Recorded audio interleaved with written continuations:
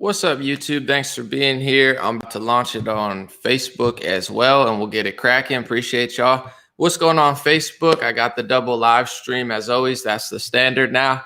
I want to talk about the big hearing today. It was for the election irregularities in the Pennsylvania state legislature. Pretty big deal, but also pretty important, I think, because finally they're presenting it in a more legitimate fashion than just on the news or here or there saying, you know, we got something coming. And I want to talk about that. I want to talk about what it means. But then I also want to talk about what I have been talking about the last couple of weeks. I got some printouts and I actually printed them out. You'll see right here. I printed them out backwards, so now you could read them. You know, normally things are not backwards, but I got them. So, you know what I'm saying? I flipped it horizontally so you could actually read them on here. And I want to talk about why I say what I say, because, you know, a lot of people over the last couple weeks have been like, don't say that. Why are you talking about that person? What are you doing, Anomaly? And my message is going to be very clear, very simple. And I'm going to show you proof of everything that I have been saying the last couple of weeks is if you don't stand for the First Amendment, you're not my guy. If you don't stand for the Second Amendment, you're not my guy. If you don't stand against, you know, a fake election or a rigged election and try to get transparency so we have a real election, you're not my guy. If you pretend to be my guy all year and then when push comes to shove like Fox News and you turn on the president on election night, you're not my guy. This is the machine versus humanity. And if you're not on the side of humanity, I don't care if you call yourself a conservative or Republican, doesn't mean anything to me. I'm going to read my tweet to Jenna Ellis, who's one of Trump's lawyers. We'll wait till everybody gets in. I'll do a few shout outs and then we'll begin. I said, this is an accurate portrayal of what big tech did. If you guys don't know what big tech is, it's Facebook, Google, YouTube, Twitter, Instagram, these tech companies that control most of the internet. Basically, this is what they did this year. First, they censored everybody this year who railed against the evil lockdowns. I could prove it with science, with data, with math. They don't care. If you went against their lockdowns, which they all wanted, which they all supported, they are draining restaurants. They are killing restaurants. They are killing small business in other countries and here. They're literally killing people. If you look at tuberculosis numbers, because they're not able to help them because they've diverted attention. If you look at suicides and other things, there's literal deaths, not just from businesses. So the first thing big tech did was censor everybody this year who railed against their lockdowns. Then number two, big tech said they're censoring the president of the United States and all his supporters before the election. You think that doesn't have a huge impact when they control the flow of information and they're telling one side to go vote? They're not saying anything to the other side. And they're kneecapping every single person who supports the president, including me, including the president himself. So they censored everybody who went against the lockdowns. They censored literally the president of the United States before the election and all his supporters. Then for months, if you remember on Facebook and Instagram and Twitter, they warned us not to believe the election results on election night. Most of the time, almost all the time, very, very rarely are the election results on election night not the results. I mean, of course, it goes till 2 o'clock, 1 a.m., usually don't have water leaks and glitches and let's just wait till tomorrow and let's find ballots in the middle. That's not normal. So they warned us for weeks that we should just wait for weeks.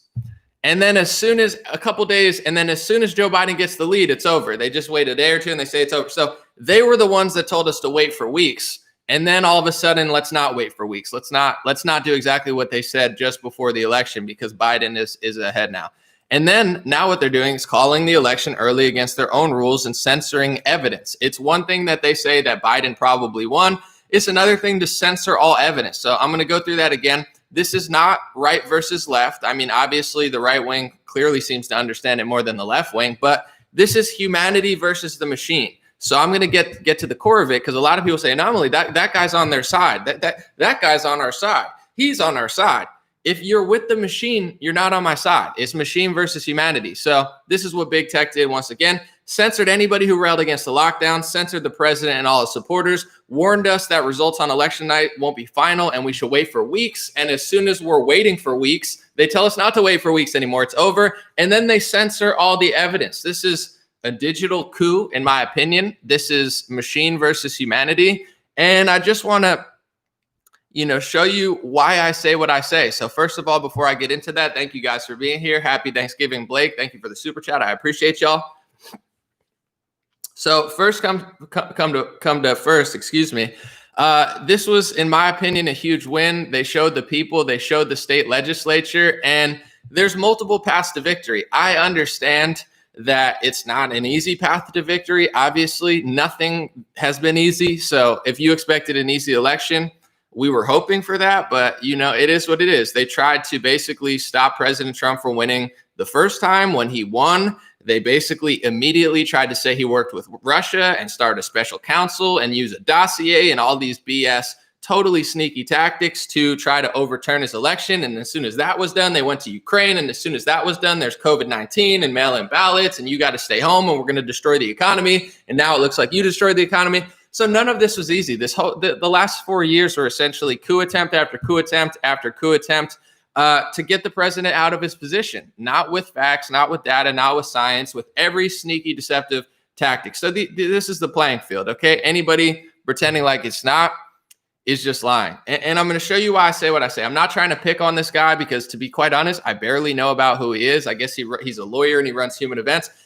And he did get some evidence that helped in the case. But first of all, I know it's tricky, but the state legislatures ultimately decide. If you have these sort of public hearings and you have 20, 30, 40, 50 things of evidence that are obvious, we're not asking for you just to overturn the election immediately. We're asking for a fair election. If we don't get it from big tech, if we don't get it from the mainstream media, if we don't get it from Democrats, if we don't get it from some Republicans, then the state legislatures have the right to feel how they feel. They have 30 things of evidence. Nobody's even taking it seriously. They're blacklisting them, silencing, censoring them. We'll see what happens, but this is not a normal election, so you're not going to get a normal ending. Anybody acting like this is normal, is just lying to you. So I printed this out. Hopefully y'all can y'all see this? I'm going to put it so you can see it on both. This is Will Chamberlain, Trump supporting, media mogul, lawyer, whatever. He said, Joe Biden won. He didn't win fair and square, which means if he didn't win fair and square, he didn't win. Okay. Joe Biden won. He didn't win fair and square, but he won. He's going to be taking office in less than 2 months. And our movement needs to be grappling with that and not betting on some, whatever he said, do ex machina. I guess that's like jargon when you say big words to pretend like you're really smart or whatever. But okay, so Joe Biden won. He didn't win fair and square. On the day, folks, that we're making progress, on the day that we're showing all this election fraud, on the day that we're showing evidence to the world, to the public, we're finally showing it not just to the public, to state legislatures, and proving all this stuff and just saying, can we get a fair trial? Can we get a fair shake? Can anybody do their job? You have right-wing conservatives turning on the president on the day that doesn't even make sense to turn on the president. And I'm not saying to not combat the president. If he tries to sell out the First Amendment, combat it. If he's doing lockdowns, combat it. You don't have to just ride Trump's coattails all the time. But it's like these people do the opposite. They don't challenge him on the First Amendment. They don't challenge him on the Second Amendment. They don't challenge him on lockdowns. I'm going to show you. They do all the wrong things. They sell out America for 4 years. And then when push comes to shove, when we're actually supposed to stand behind the president, because if he doesn't get a fair election, you're not going to get a fair election. He's not going. There's going to be no fair elections. If we don't get a fair election this year, it's over. And at the rate that they're going with the big tech takeover of the country, with the lockdowns, this is not a normal election year. They just locked the country down. This is full-blown communism. When you have the state and they can go to a company and make them close and force them to make ventilators, by definition, that's communism. When you could force 9,000 businesses to close, but Amazon stays open and they're eventually going to merge with the government when it's Democrats, that's essentially communism. It's communism before. This is not a normal year. And it's like, let's just end it because Joe Biden won. He didn't win fair and square, but let's move on. Let's not move on, Will. And I'm going to show you why these are not my people. No offense to Will. No offense to Charlie Kirk and Ben Shapiro. Everybody gets mad every time I talk about it. If you can't stand up for the First Amendment, if you can't stand up for the Second Amendment, if you can't fight the lockdowns, which is essentially a Trojan horse for communism, you're not my guy. You're on the machine. Here's another one. This is him in July. I'm not talking about March. I'm not talking about April. I'm not talking about May. I'm not talking about June. I'm talking about July. This is him in July. The lockdown in retrospect looks wise. When we had our outbreak, our system needed time. Time to fix our shortages. Time to figure out how best to treat the disease. Time to understand exactly what we are dealing with. We got that time and we used it well. So in July, he's saying the lockdowns were wise. This is not my guy, folks. Anomaly, don't say anything about Charlie. Anomaly, Ben's on our side. Anomaly, he likes I don't care if you like the president. If you say socialism sucks, for 5 years, and then lockdowns and communism come to America, and 4 months into it, when the data is clear, when the science is clear, when the deception is clear, when the fact that they're moving the goalposts for 5 years is clear until they destroy every small business, you're not my guy. If you turn on the president of the United States, I'm not talking, and I'll show you, I finally have the clips. I've told you about these people, and people never know what I'm talking about. I have the clips. I'm going to show you in a second. You're not, I don't know what to tell you. I challenge the president. When he's bad on the First Amendment, I challenge him. When he's bad on the Second Amendment, I tell patriots to challenge him. When, he's bad on lockdowns, I challenge him. But I'm not going to say the election's over when it's not over and tell people to move on. It's like these people think they're just going to weasel their way into the power that he gets. And I'm going to show you another thing. This is why I have no more patience and tolerance anymore, folks. This is him. In August, he said, when the right whines about COVID policy, Trump drops in the polls. When the right is focused on hammering the left for the riots, Trump rises in the polls. This one, can we please bury the hatchet on COVID for 69 days, please? Bro, we don't have another day to bury the hatchet on COVID. This is what people told me in March and in April and in May and in June and July. Some of them were the rhino types. Some of them were the Q people that thought there was a secret lockdown for John Podesta. No offense to anybody. I don't care what you believe. I don't have a day of every week that we allow these lockdowns to continue. More businesses die. More wealth gets transferred. We dig ourselves a deeper hole that we're never going to get out of. And I don't know what it is that people can't seem to understand that. We don't have 69 days till the election, and we certainly don't have 2 or 3 months to wait to see what happens with Trump and Biden to do anything about the lockdowns. Like I said, I want Trump to win. I stand behind him 100%, but he's not going to end the lockdowns. We have to end the lockdowns. So the point I'm trying to get to is, if you're pro-lockdown in July, you're not my guy. If you're saying Joe Biden won, he didn't win fair and square, but let's move on, you're never going to win an election again, because once they seize power illegally, if that's what it is, we're not going to win, folks. And this is what I've been trying to say for the past year, and nobody wants to listen to me. I'm not trying to pick on people like Ben Shapiro and Charlie Kirk. You think I want to argue with people that have the biggest following in conservative world? Of course not. I want to be left alone on an island. You never heard me say anything 2 years ago. I just want to be left alone. Now communism's here and I can't be left alone. So I'm going to talk my shit. So last year I told you they sold out the First Amendment. I'm not talking about Will. I don't know. I'm sure he was on that team sell out the First Amendment. But Crenshaw, Shapiro, Kirk, even the Trump family, all your favorite people, no disrespect, sold out the First Amendment under the guise of anti-Semitism in Israel. And anybody who tried to talk about it, like myself or Fuentes or anybody, regardless of what you want to say about what you think about what they said, they got blacklisted. They got smeared. They got silenced. Michelle Malkin, they called her a Holocaust denier, even though she's married to a Jewish guy.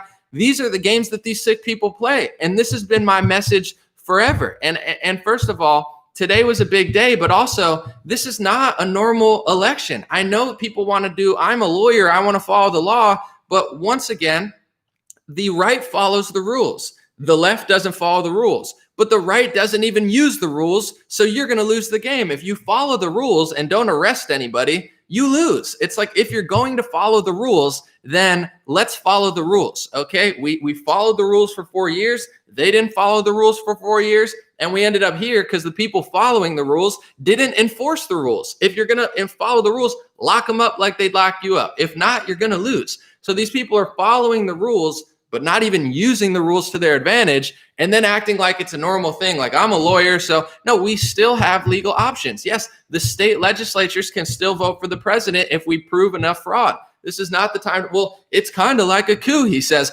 This last 4 years was like a coup. So they say Trump's mere existence was a coup. They said he couped the country the second he took office on the first day. So either we're going to play stupid all the time, or we're going to stand up and actually do something about it. So I'm going to show you, I finally have the proof.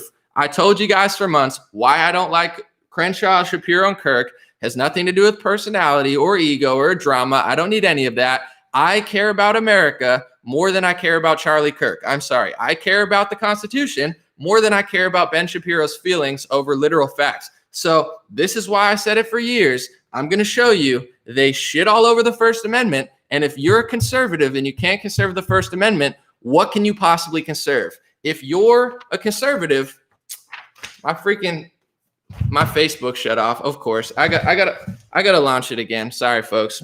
This keeps happening. They turned my Facebook stream off. I had 4,000 people there and they turned it off. I'm going to put it back on. But for the people on YouTube, as I go back in, if you're a conservative and you can't conserve the First Amendment, you're going to lose. Hold on. I got to launch this stream again. Sorry, folks. This is unbelievable. Appreciate y'all. Sorry. It's F you till I get my freedom back, folks.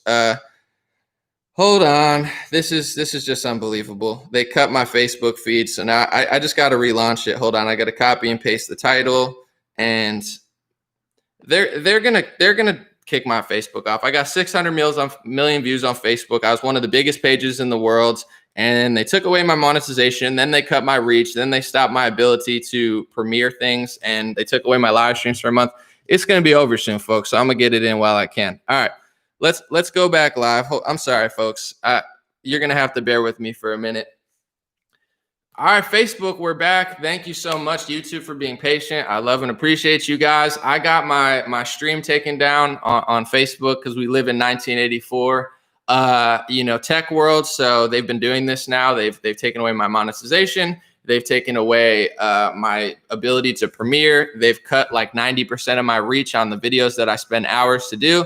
And now apparently it's just part and parcel to Anomaly live streaming that they just shut my app down completely, which I've done for 3 years and literally never happened. So we're back, we're building. I have the video right here. I'm gonna say it one more time, and I'm not trying to be mean. I'm not trying to pick fights, but I care about the Constitution more than I care about certain personalities. All right, we got over 1,000 people on Facebook. I'm gonna let it build to where it was. We had 3,000 to 4,000 people. I never left. Yeah, they shut my stream down. They're doing this all the time. All right, while y'all are coming in, who we got? Thank you, Sheena. I appreciate you. Thank you, Abby on YouTube. I'm going to give some shout outs for everyone here. Roy, Heaven, Linda, thank you. Stephanie said go to Wimpkin. I'm going to figure it out. I got options on options, but right now I got almost 2 million people on Facebook. I got 600-700 million views. I don't want to give that up. They could take it from me. They could steal it. They could shut my live streams down, but I'm just going to keep going live. So I would love to get all the people in here. These are the games they play. Before I show you the clip I was going to show you, these are the sick games that they play. They know if I reach 8 million views, like I've gotten on certain videos, 10 million views, that's 10 million people, maybe more, that saw or shared that video. So they want to cut it down. They are controlling information. And this is why I have no time for fake conservatives who can't conserve the First Amendment or the Second Amendment or end the lockdowns. Once again, folks, as people are coming back in, of course, it's not going to be the same amount of people because they cut it out. But this guy's pro-lockdown. The lockdowns looked in July, 4 months into our socialism sucks trial of socialism. You're saying the lockdowns are wise? The lockdowns are wise. Will, do you know how many millions of people lost their job because of the lockdown? Do you know how many thousands of businesses lost everything, their family earnings over the last 100 years destroyed by the lockdowns? The lockdowns are wise. The never-ending lockdowns that are literally planned out and mapped out for years by people who want to take over the world with a global communist scheme, very similar to communist China, where you own nothing, control nothing, and they have situations like social credit scores, which they already have. And you're saying they're wise? If you can't fight a lockdown in July, you're not my guy. If you can't stand up for the First Amendment, you're not my guy. If you can't stand up for the Second Amendment, you're not my guy. And people need to realize this. You have to believe in, and this is a tweet I made earlier, that's probably my best one of the day. You have to believe in the Constitution and America more than you believe in Republican personalities.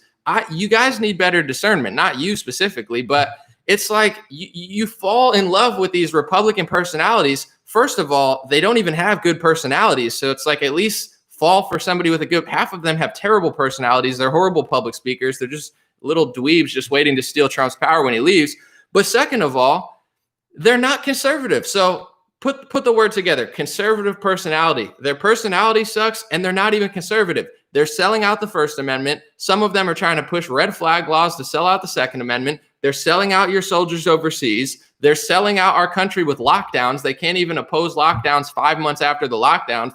They have to crunch numbers about how great it was when it's killing our country purposely. It's like, whose man is this? These like Anomaly, they're on the same side. If you can't oppose the lockdown, I'm sorry, you're not my guy. I don't have time to waste anymore. If it was about me, I'd never call any of these people out. I'm getting sick to my stomach. I'm talking to my buddy Jorge Ventura, who's out there doing the journalism work that no one else is doing. I think he works for Daily Caller now. But he's sick to his stomach watching all these LA people lose their businesses. And it's not just in Los Angeles, all across the country, even in a lot of Republican states, people are losing everything because you simply can't compete with all these restrictions. These restrictions are designed to kill our country, not kill the virus, not slow the spread, not stop so hospitals aren't overwhelmed. He's talking about lockdowns, folks. In July, after we have the data of thousands upon tens of thousands of nurses who lost their job because they can't fill the hospital. It's a joke, folks. All right, so this is why, and I'm going to show you this real quick, and I'm gonna put this point home until it ends. But this is Dan Crenshaw being called out at one of his speeches, and I want you to listen to what he says, because I've been telling you about this for a year. The Republican Party passed anti-Semitism speech laws, which go against the Constitution. They go against the First Amendment. They're the exact type of BS hate speech laws that are overblown, like the left wing passes, in order to silence and censor anybody who says something that's unpopular and true. These are not for you. These are not First Amendment. And somebody perfectly stated it to Dan Crenshaw and said, do you support these anti-First Amendment laws? And he called them a racist and an anti-Semite, folks. This is why I don't like these people right here. Ready? Yes, sir. Listen, can you hear? My question is for Congressman Crenshaw. First of all, give me a thumbs up if you can hear. Distinguished service to this country. Give me a thumbs up if you can hear. Congressman, just this year, after a 2017 version of the law was blocked by a federal judge, Texas passed a law that still requires certain contractors to sign a pledge that they will not boycott Israel. The state of Florida has also passed a law outlawing the mere criticism of Israel.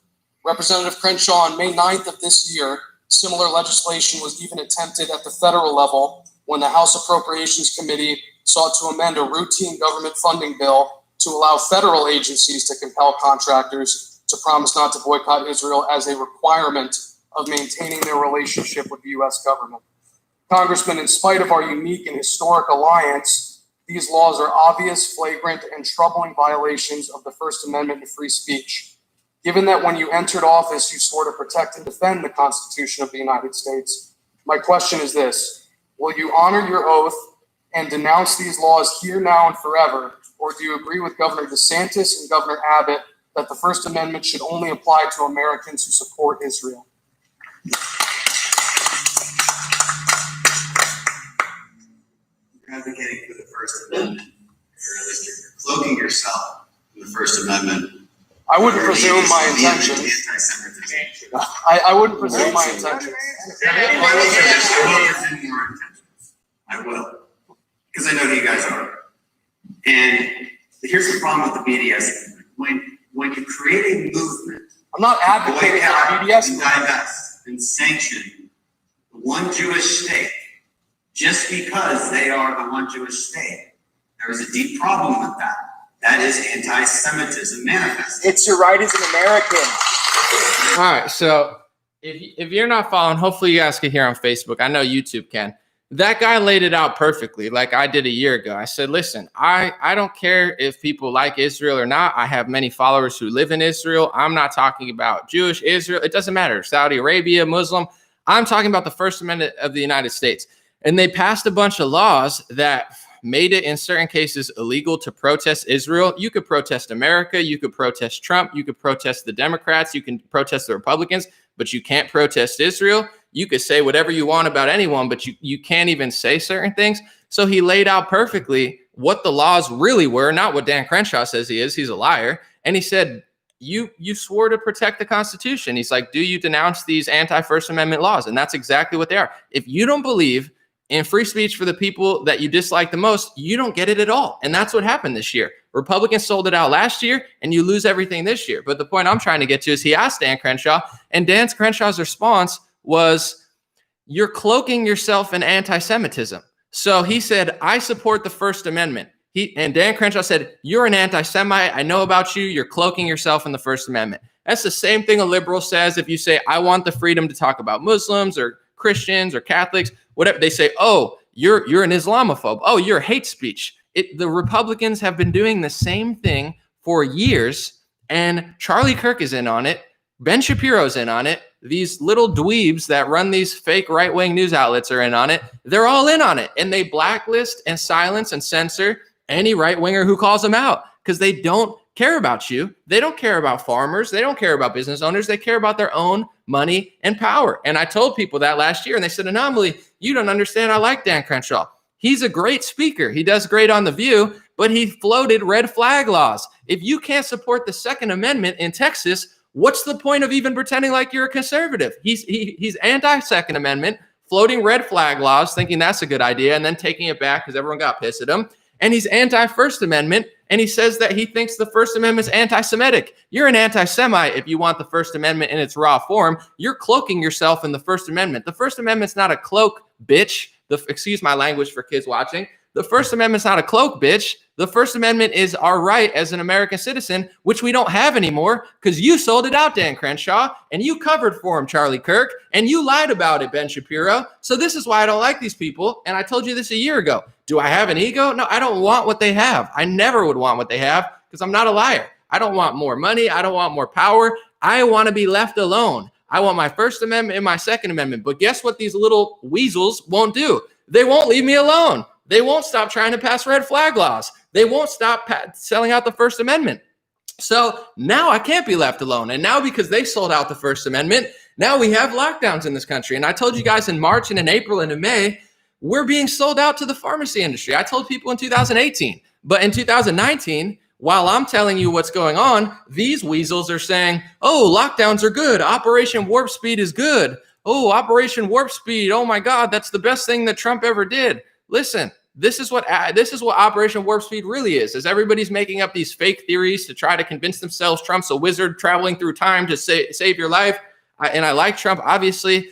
Operation Warp Speed gave $1 billion to Johnson & Johnson, $1 billion. That's the same company that's in a lot of legal trouble over their baby powder. Look into that. $1.2 billion of government money while you're locked in your house like a slave. $1.2 billion to AstraZeneca. If you don't know what AstraZeneca is, look at all the interesting problems with the trials they're having with the coronavirus. $1.52 billion to Moderna, which is a Bill Gates favorite company, to all the right-wingers saying, oh, well, Trump is secretly using Operation Warp Speed to fight Bill Gates. No, he's funding Bill Gates' companies. And pretty much every pharma company is working with Bill Gates because he's been working for the past 10, 15 years to give grants to most media organizations, give grants to most schools, and give billions of dollars to vaccine companies. So you're not going to give money to vaccine companies that Bill Gates supports to not fight Bill Gates. It was never the truth. $1.6 billion to Novavax, $2.1 billion to Sanofi and GlaxoSmithKline. This is what's happening. So you get locked down. They're transferring billions of dollars to Amazon. People like Will Chamberlain are supporting lockdowns in July. People like Charlie Kirk and Ben Shapiro and Dan Crenshaw sold out the First Amendment last year, blacklisted any right-winger who told you the truth about it, and then just parades around saying socialism sucks until socialism comes to our country, and all of a sudden they don't have a plan for it. They did no reporting on the numbers. Elon Musk did more than Charlie Kirk did to save our republic, and Elon Musk doesn't need to do this. He's a billionaire. He owns one of the most powerful tech companies in the world, and he's probably putting his career on the line, even going against the lockdowns. This is not a good idea for him politically. But Elon Musk apparently is a bigger patriot than these Republicans because he said since March, April, May, and June, he told people this is all bullshit. He said that the numbers are fake. They're counting cases. They're counting deaths. As Will Chamberlain's bragging about how good lockdowns are in July, I'm telling you, read this book if you really want How to Lie with Statistics, which is on Bill Gates' reading list. In this book, they literally talk about how they've manipulated polio numbers and flu numbers since 1950 and 60 to scare people. They even mention, I took note of it, I'm going to make a whole video on it in a second, but they even actually mention in this book that, multiple reasons for, I'm going to find the exact page, multiple reasons for the dishonest polio numbers in the 1950s. Here's one of the reasons. They said, finally, there was an increased financial incentive and there was more polio insurance and it was more aid available. So people, the more money available for a pro-polio cause, the more the numbers go up. They did the same thing with polio, and Bill Gates told people to read this book. And then I read this book and I repeat this book, and then I get censored on Facebook for repeating what Bill Gates told me to read. They've done this since the 50s and 60s. It's crunch time for America, and you have your favorite conservative idols selling out the First Amendment. This is not a small thing, folks. Oh, we disagree on foreign policy. Oh, we disagree on taxes. Oh, we have a tariffs argument. This is the thing that every liberal and conservative should stand behind, the First Amendment. That communist, Noam Chomsky knew 40 years ago. Even communists agreed on the First Amendment in America. But now we've fallen so far that Charlie Kirk doesn't even know the importance of the First Amendment. Dan Crenshaw doesn't know the importance of the First Amendment. They know. They don't care. So as they're telling you lockdowns are good, what are they telling you?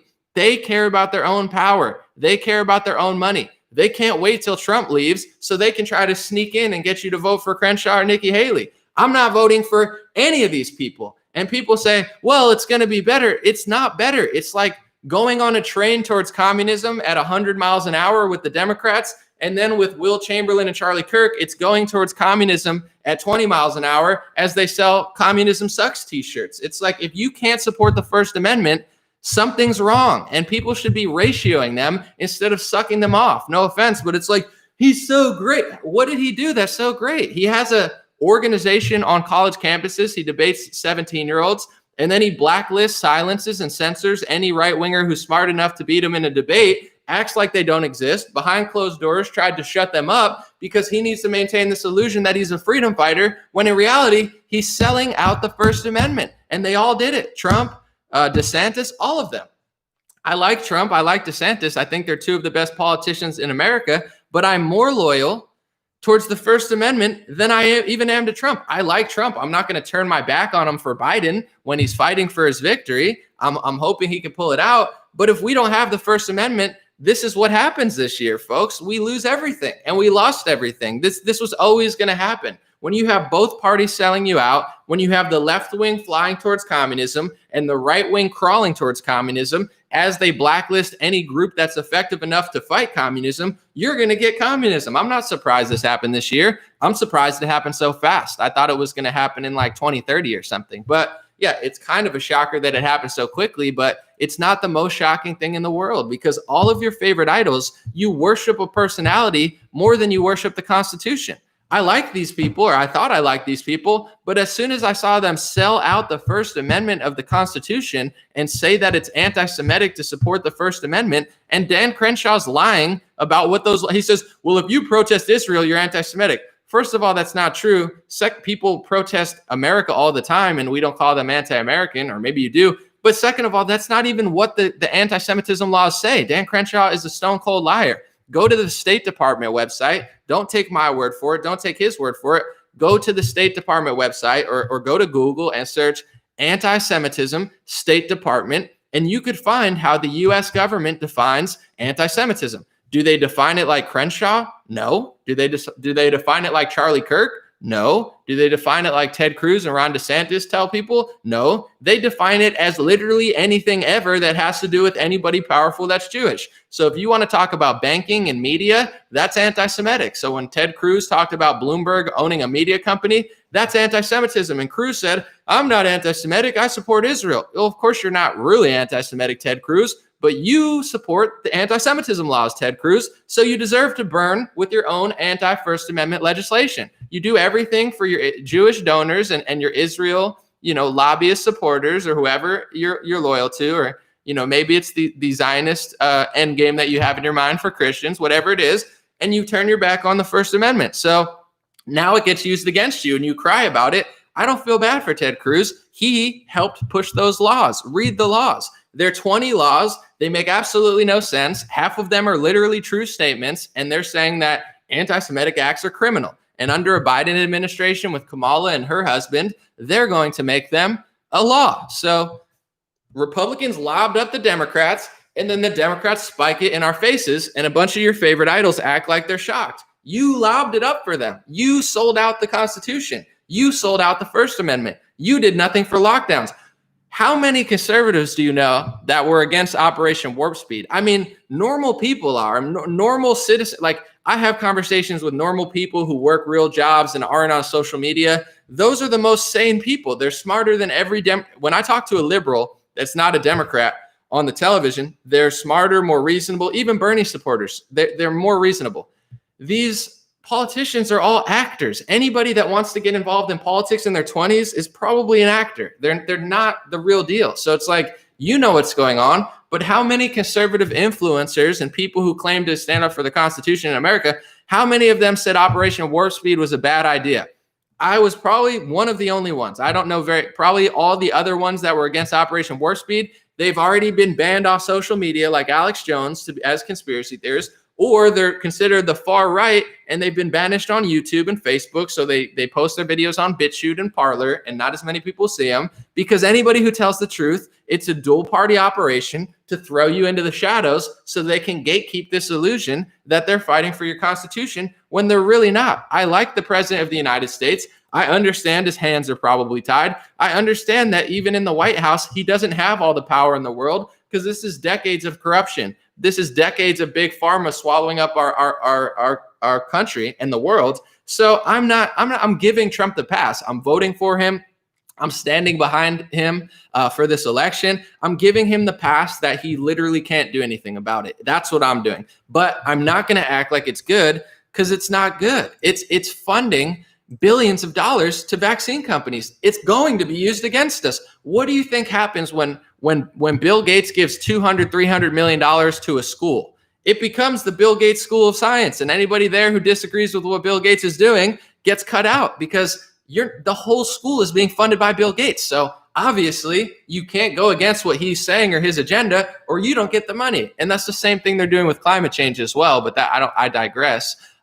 So when you give billions of dollars to pharmacy companies, you think it's not going to be used against you? Now that you think billions of dollars are just going right to the cure? No, they're every which way. All that money is going to be used against you. It's bloating big pharma companies that in many ways were losing. If you look at a lot of their stocks were going down because the pill industry is not what it once was. They're getting sued. You know, a lot of products like Johnson & Johnson, they find out 20 years later that the baby powder is actually harmful, or people think so they might file a lawsuit. So a lot of them were now, boom, they're up 80, 100%, 200%. Oh, what a coincidence. The country shuts down Amazon. Boom. Facebook. Boom. Google. Boom. Tesla. Boom. You know, pharma companies. Boom. Everyone else. Boom. And then you have phony Republicans supporting Operation Warp Speed and the lockdowns because they think it's going to get them a spot at the GOP or something. They're like, Operation Warp Speed is the best accomplishment in human history. Or like, it's like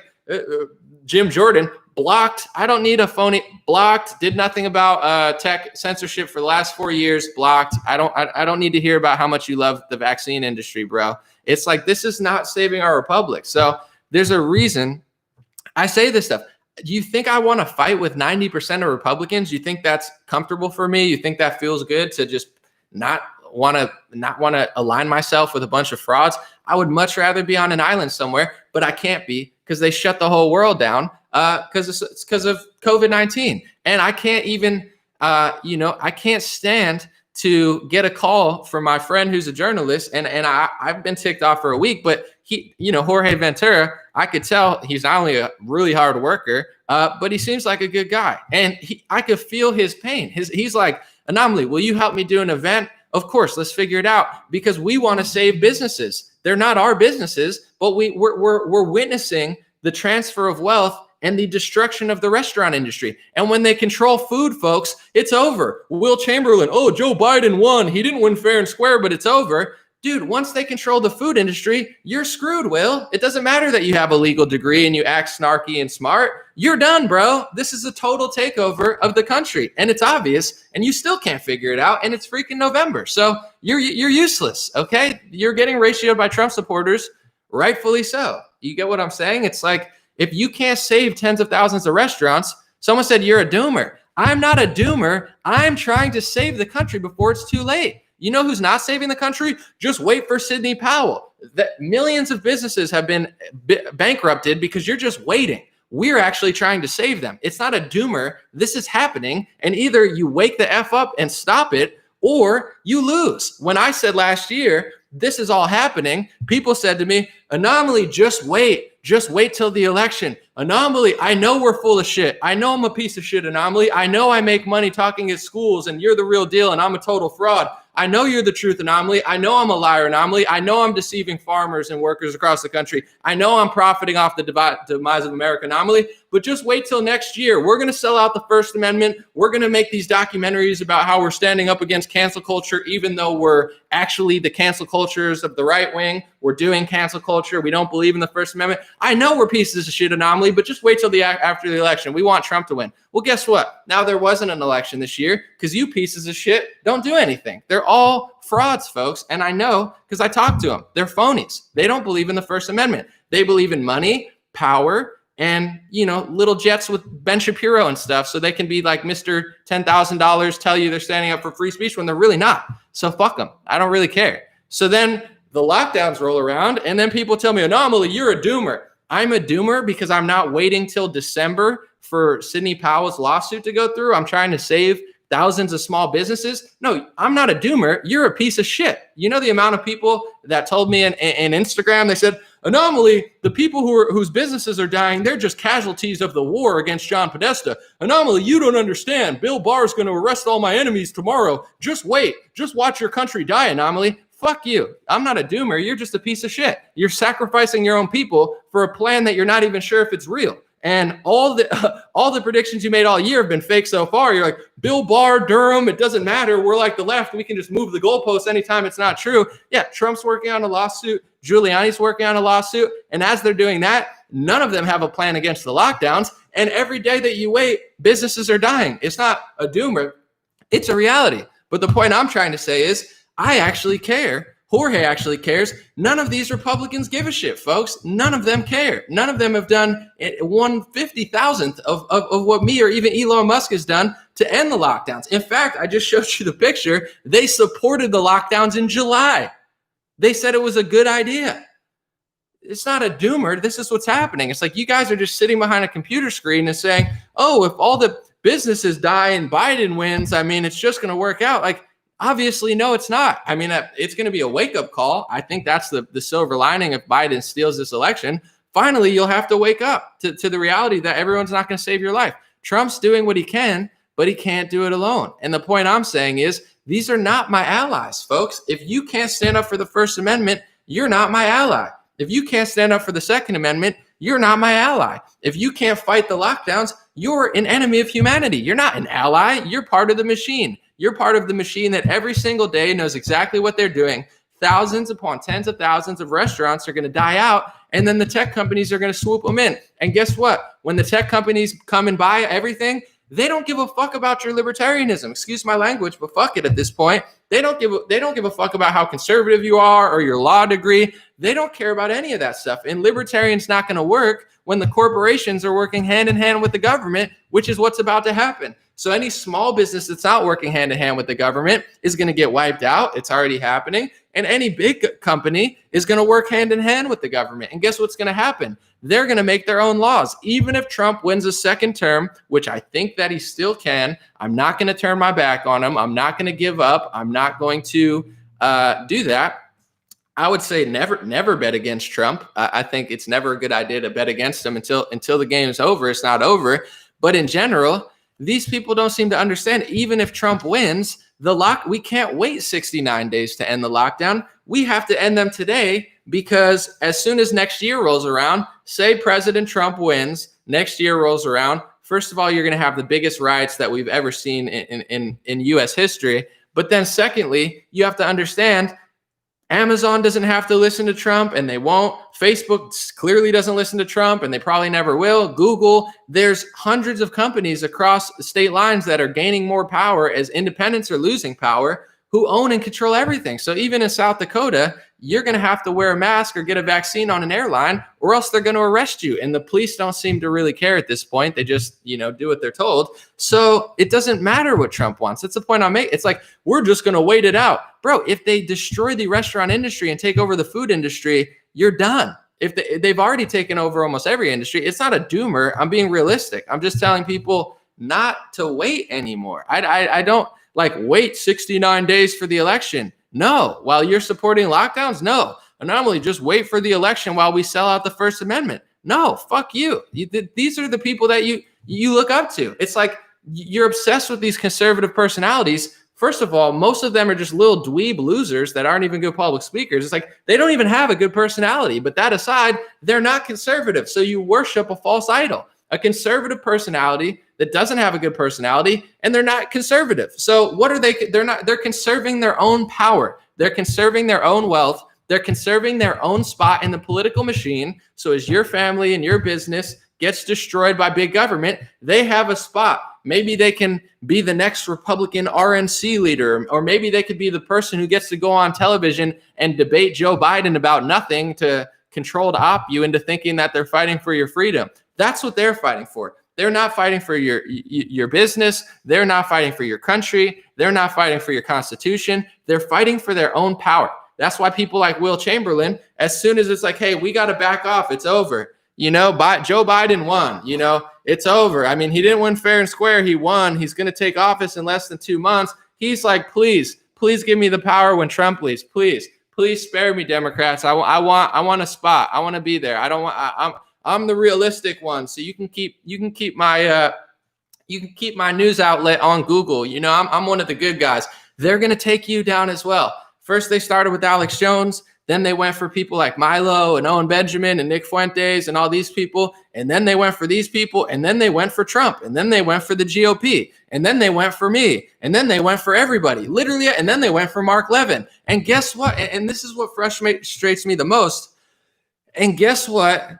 These conservative leaders that you love were doing in 2019. While I was warning people that medical tyranny was coming, I have the tweets to prove it. While I was telling people they were selling out the First Amendment, they were cancel culturing while putting out they put out a cancel culture documentary. Dennis Prager, all the Ben Shapiro's cancel culture. They are cancel culture. All they do is cancel culture. They call everybody a racist anti-Semite who believes in the First Amendment. Hey, Dan Crenshaw, why are you supporting legislation that's literally anti-First Amendment and pushing hate speech laws into college campuses and into Florida? Oh, you're just trying to cloak yourself in the First Amendment with anti-Semitism. The First Amendment's not a cloak, bitch. Excuse my language, but I'm tired of these people. The First Amendment's not a cloak.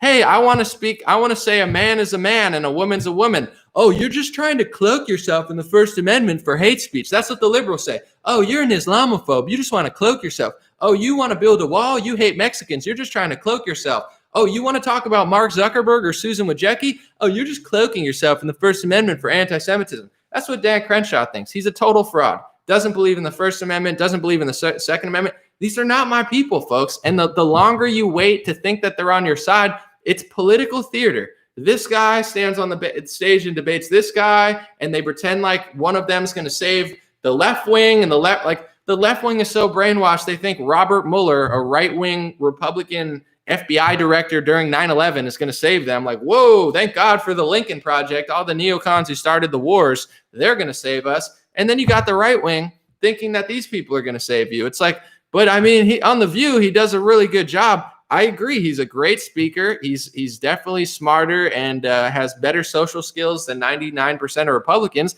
But if he can't stand up for the first two amendments, then fuck him. I mean, I don't know what else to say. If I'm such a good speaker and then I stab the Constitution in the back, fuck me too. It's like, I don't want a special pass. I'm not that type of person. And no one, like, these are the games that they're playing. And I told people this last year.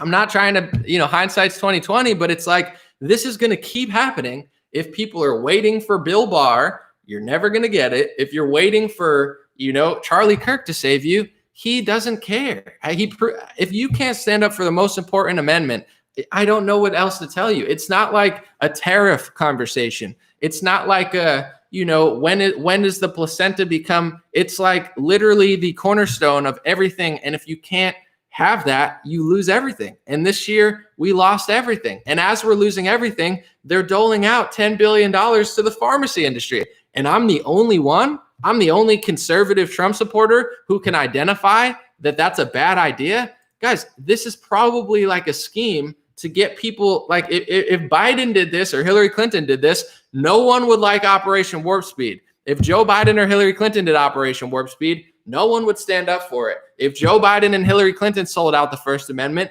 nobody would stand up for it. But when Trump is funding the pharmacy industry and when Charlie Kirk and Ben Shapiro sell out the Constitution with Dan Crenshaw and all your favorite idols, then 95% of people are cool with it. These are the games that they're going to play. If we're so stupid that we fall for this crap, why would they ever stop doing this? And that's what they're all posturing to do. Because say what you want about Trump, he's given more truth than anybody ever. Like regardless of his flaws and the mistakes he made, or maybe he had his hands tied, like clearly the guy has a soul. Clearly he's out there talking big shit about everything like I am right now. So that's why we all love Trump. We give him a pass. On his worst day, he's better than every other Republican. So we stand behind him until he leaves. And hopefully he doesn't have to, or he doesn't. I don't care.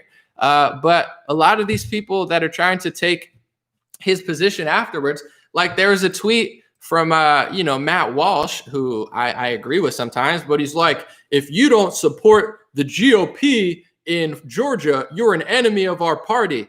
Dude, he has op-eds from 2016 from a Republican perspective saying, I'll never vote for Trump. I don't like Trump. I don't like his supporters. You couldn't pay me $1 million to support the president. To me, it makes more sense to go from left wing to right wing. I was young. Bernie Sanders fooled me. Obama fooled me. That makes a lot more. I'm not blaming anybody, but that makes a lot more sense to me, saying I was young. I was brainwashed by the left and I came to the right. That makes more sense than being a Republican your whole life and a conservative and railing against Trump when he was trying to win the election, like Shapiro and Matt Walsh. That makes less sense to me than going left or right. But, we all learn, we all make mistakes. But it's like these people are acting like they own the party now. They want Trump to leave. They don't. Matt Walsh doesn't. He never wanted Trump there. He's like, he doesn't like Trump. They want the power. They want their vision. But we don't want their vision. We wanted Trump. The reason Trump won was because he wasn't them. We don't want Jeb Bush. We don't want Marco Rubio. We don't want Paul Ryan. We don't want any of these people. That's exactly why Trump won. On his worst day, when he does things that I can't stand, I still like him better than every other Republican in the party, including all these little snarky, pseudo-intellectual losers who will sell out the First Amendment on a dime. At least Trump is in the White House. Like, what's my excuse? I'm on my computer. Like, why would I lie to you? I mean, Trump, at least he's in the White House with all these people surrounded. He's playing a game against 50 countries, 100 agencies. He gets a pass, and a pass of personality of like, I like him. He's shown me what he's done, but he's not doing everything. I'm not saying a pass. Like I'm going to act like Operation Warp Speed's good. Operation Warp Speed sucks. I'm not going to act like it's good. Probably if Trump's the real deal, he's wishing that his people will be, he's like, help me. Somebody else help me. If you turn the tide for what's righteous, he'll turn with you. He'll have to. Biden will have to. They'll all have to. So it's like these people stab Trump in the back when it makes no sense logically whatsoever. Like today, when he's doing the biggest move he's done in 2 weeks, they stab Trump in the back. Doesn't even make sense. And then when it's time to stand up against, billions of dollars in vaccines and wealth transfer and lockdowns and small businesses getting destroyed and the First Amendment, these people are nowhere to be found. And even worse than nowhere to be found, which is why I got really ticked last year, and I've never been the same, is they're not only nowhere to be found behind closed doors and in front of your own eyes, people like Shapiro and Kirk and Crenshaw are blacklisting anybody who knows that they're selling out the First Amendment. If you say hey, Crenshaw, listen, I got hundreds, if not thousands of supporters in Israel. I have Jewish supporters all across the country who don't know that I'm not even remotely anti-Semitic at all. First of all, that word has been exaggerated like racist, so no one knows what it means anymore. But in general, it's like you say, I support the First Amendment. They say you're an anti-Semite. You say, what are you doing with immigration? They call you a racist. Who are these people? That I don't understand what they're doing. But the point I'm getting to is it's not even like they turn a blind eye and make a mistake or do something wrong. That's annoying enough.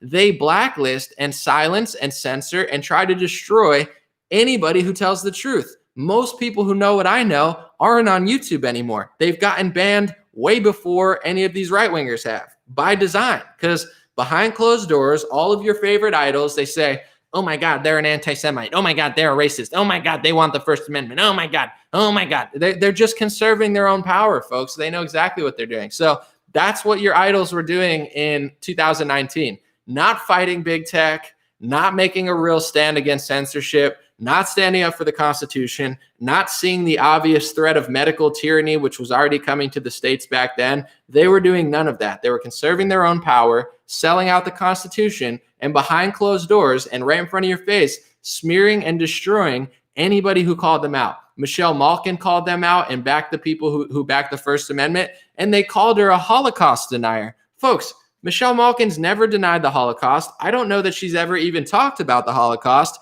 and she's married to a Jew.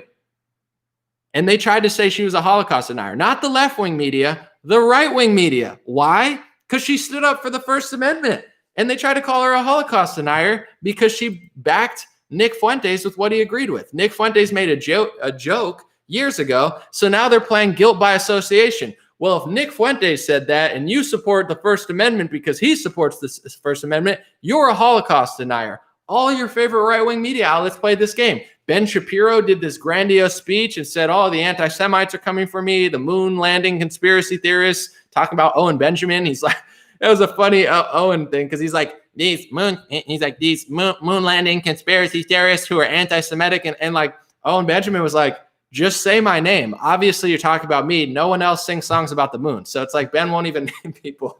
But he's trying to blacklist Owen Benjamin and Fuentes. He did a whole speech about cancel culture. He didn't do a whole speech about internet tech censorship. He did a whole speech about anybody like Fuentes or Benjamin or myself or anybody who could crush Ben Shapiro in a debate. Nick Fuentes would crush Ben Shapiro in a debate. Owen Benjamin would crush Ben Shapiro in a debate. I would embarrass Ben Shapiro in a debate, but he'll never debate us. He'll only talk to like more like drugged out, like 17-year-old blue-haired and socialism sucks. No, socialism good. Socialism sucks. Bro, you're 35 and you're debating 17-year-olds. That's not impressive. They won't debate anybody on the right wing who knows that they're full of shit. What they do is go behind closed doors and say, get rid of the anti-Semites, get rid of the anti-Semites. That's all they could do. And it's not like Owen's just saying stuff and it hurts Ben's feelings. It's like they're selling the First Amendment out. Go to the State Department website and read the anti-Semitism laws, folks. These are Orwellian laws. Do you want me to read them? Do you want me to, next time I'll print them out and show you? I think you're smart people. You could do it on your own. The anti-Semitism laws are not protecting my Jewish friends. They're not protecting my Jewish buddy in Hawaii. They're not protecting my Jewish friends on the East Coast. They're not protecting my Jewish friends in Los Angeles. They're certainly not protecting the deli owner that's getting, abused in New York City. They're not protecting the Hasidic Jews in New York City. In fact, I was the only one that actually called out this bullshit last year. I said they were trying to vaccinate the Hasidics and the Orthodox Jews last year. And guess who was nowhere to be found? All these bullshit Republicans, because they don't give a fuck about Jews either. They just use Jews in the same way that left-wingers use black people and Hispanics. They're like, we love the Jews. We passed First Amendment speech bills for Israel and the Jews. It's like, yeah, but when Jews are getting forced vaccinated in New York City, you're nowhere to be found. You're selling out the Constitution. They're piece of shit liars. They're such phonies. It's embarrassing. But in general, it's like, these are the games that they play, and nobody knows that they're doing it because they have a lot of power and they blacklist anybody who actually calls them out. It's nutty stuff. And I'm tired of it. If you can't stand up for the First Amendment, well, what are you doing? But that's what they're doing, conserving their own power. They don't like Trump. I mean, a lot of them hated Trump from a right-wing angle. Ben Shapiro wrote a blacklist in 2016, and he said, these are the people who are alt-right. And keep in mind, alt-right means far-right, anti-Semitic, blah, blah, blah. You don't want to be alt-right. That's like Richard Spencer. You want to create your own ethno-state. It's a pretty big claim. Like Ben Shapiro put out a blacklist in 2016. He called Donald Trump alt-right. Donald Trump loves Jews. Donald Trump is not even remotely anti-Semitic at all. And Ben Shapiro called him alt-right. He called Alex Jones, Mike Cernovich, Donald Trump, Ron Paul. He accused Ron Paul of wanting to choke Jews when he ran for president because Ron Paul stood up against regime change wars. It's like Ron Paul's like, I want to end the wars. And in Ben's little sick head, he's like, oh my God, he wants to choke Jews. It's like Ron Paul never said that. Like he literally smears everybody who wants to end wars. What does his list have in common? He said, these are the list of anti-Semites and alt-righters. Like literally he made a blacklist for alt-right. Trump, Cernovich, Ron Paul, Alex Jones. These people don't have that much in common. The only thing that they have in common, one, they know that Trump is trying to end war. What did Trump do in Syria? He ended the war, or he de-escalated the war. What did he do in North Korea? He ended the war. So Ben's, I don't want to vote for you has nothing to do about America or conservatism or judges. He didn't support Trump and he doesn't support Ron Paul because they're against regime change war. And Ben Shapiro is pro regime change war. He doesn't matter. He doesn't care how many of your kids go overseas to die for, a cause that if you call out what he really thinks, he'll call you an anti-Semite. He doesn't care. Send your kids off to war, fight these fake wars like Vietnam and, and Syria. Let millions of people die. But if you try to end them, you're an anti-Semite. That's what goes on in Ben's head. I can't stand these people. And I couldn't stand these people for the last year. And no one wanted to listen to me. But I don't care. Someone said, isn't Trump's son-in-law Jewish? It's not even remotely debatable. Trump is not anti-Semitic. He's not alt-right. It's a laughable claim to suggest Trump is alt-right or anti-Semitic. He's the least anti-Semitic president in history. He's the most pro-Jewish, pro-Zionist, pro-Israel president like literally we've ever had. He moved their embassy. He passes anti-First Amendment speech laws for Israel in this country, which is outlandish and everybody should be against it. But he's so not anti-Jew. It's not even funny. But Ben doesn't actually think he's anti-Jew. Ben just knows he's not going to fight the wars that Ben wants him to fight, so he has to lie about it. It's like they can't stand up for the First Amendment. They can't fight the lockdowns. You can't fight communism. You can't stand up for the First Amendment. I don't know what else to tell you guys. I don't care how cool their personality is or what they claim to tell you on stage. They blacklist everybody who knows that they're not doing it, and they'll never debate. They'll never have a conversation. They'll just frame me versus a 19-year-old, me versus Cenk Uygur, who's a moron, me versus, a Christian pastor who agrees with me. They won't debate a Christian pastor who doesn't. And I'm not saying they have to, but it's like they know how to maintain the illusion that they're these freedom fighters. If they actually debated somebody who knew how they were selling out the First Amendment, everybody would be shocked. And I told people this, and then I'm going to answer some comments after this. I told people last year, I'm not going to say who, but I went on a platform affiliated roughly with these people, and they cut the cord, folks. They wouldn't air it. So they do a good job of not letting anyone hear this stuff. I've had debates with, I talk about the Q people a lot, and a lot of Q people get mad. I debated Praying Medic. You could find it, maybe if they didn't delete off YouTube. I debated Jordan Sather. I've talked about it for years. So I'll talk my shit about what I do and don't believe, but I'll also have a debate or a conversation with someone who disagrees so I can put my ideas to the test. They won't do that. And they do a good job of just maintaining that illusion. And if it was about me, I would just not ignore it. It's about the First Amendment. It's about the Constitution. It's about lockdowns. Like they don't care about the lockdowns. This is the most shocking thing to me. Someone said, I'm going to read the super chat and then we'll get to some more comments. I love you, brother. You're amazing giving that message. Thank you for staying persistent on this journey of chaos. Thank you so much.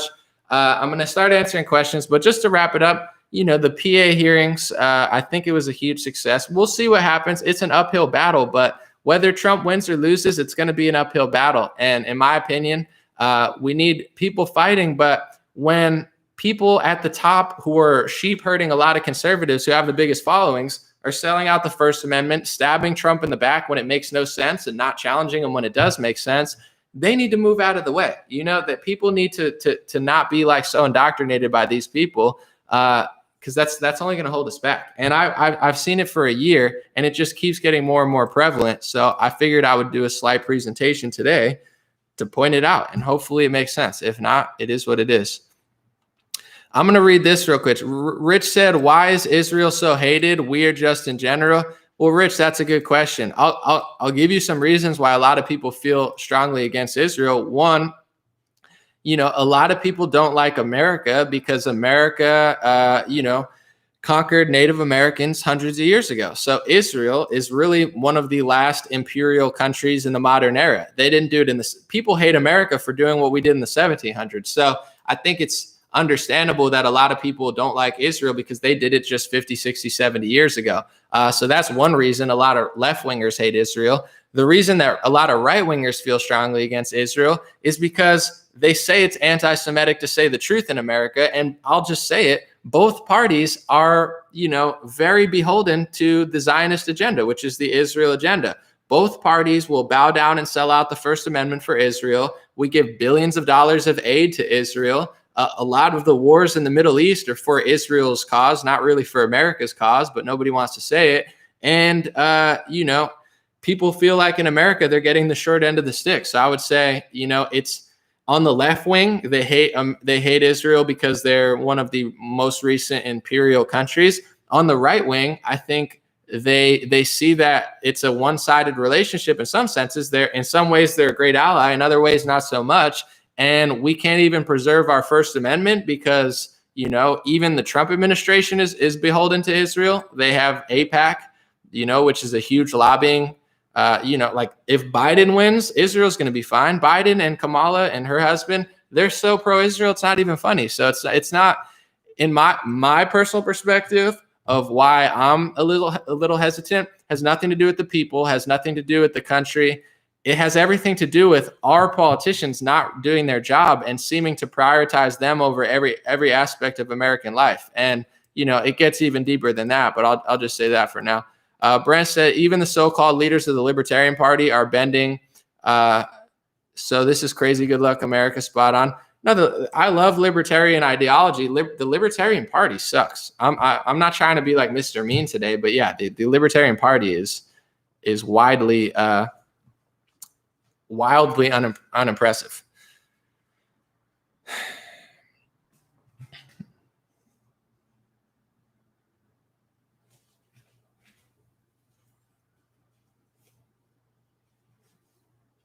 Someone said, can you expand on Kirk? I just want to say this because I always try to give credit where it's due.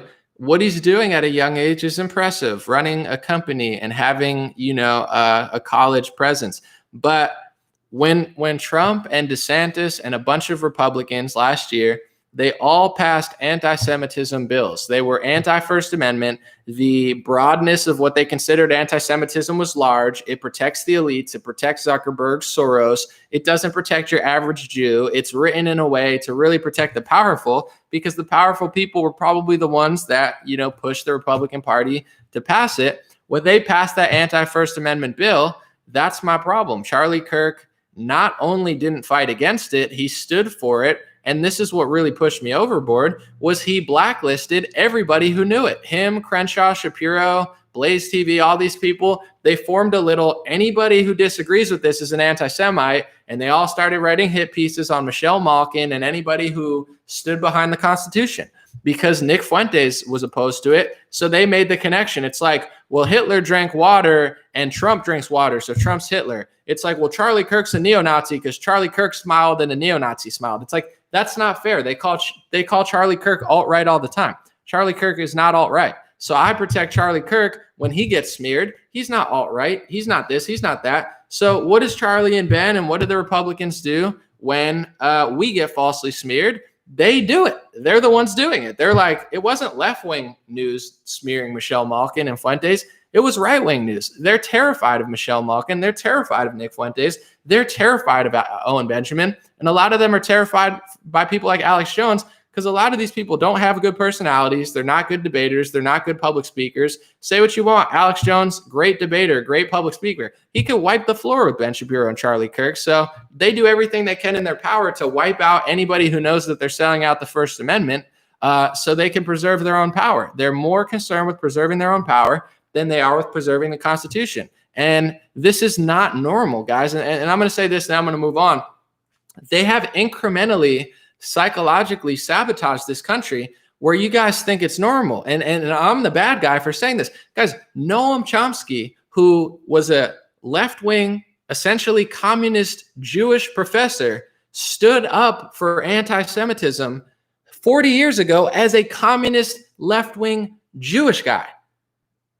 That was 1970. He said, if I don't protect the anti-Semites and the Holocaust deniers, then we don't have free speech in this country because Nazi Germany liked speech that they agreed with. Stalin liked speech that he agreed with. In America, you have to protect the speech that you don't agree with. If a left-wing communist Jewish professor knew that in 1970, and now you are shocked that Charlie Kirk, a right-wing Trump-supporting patriot, doesn't even understand that, we have a problem, folks. We've been incrementally brainwashed into this year. This is why this happens. This is why I pick on people like that. I'm not trying to be mean. I'm not trying to start a fight. I'm just saying this is a problem, folks. We went from both parties understanding that free speech was important, communists understanding that free speech was important, to literally the biggest right-wing First Amendment patriots letting the First Amendment get sold out under the fake guise of anti-Semitism, and then blacklisting every single person that knows that it's happening. That's a problem, folks. That's a huge problem. That's incremental, throwing us off a cliff. And then 90% of conservatives seem shocked and don't understand it. If you don't understand it after that minute I just gave, there's nothing to understand.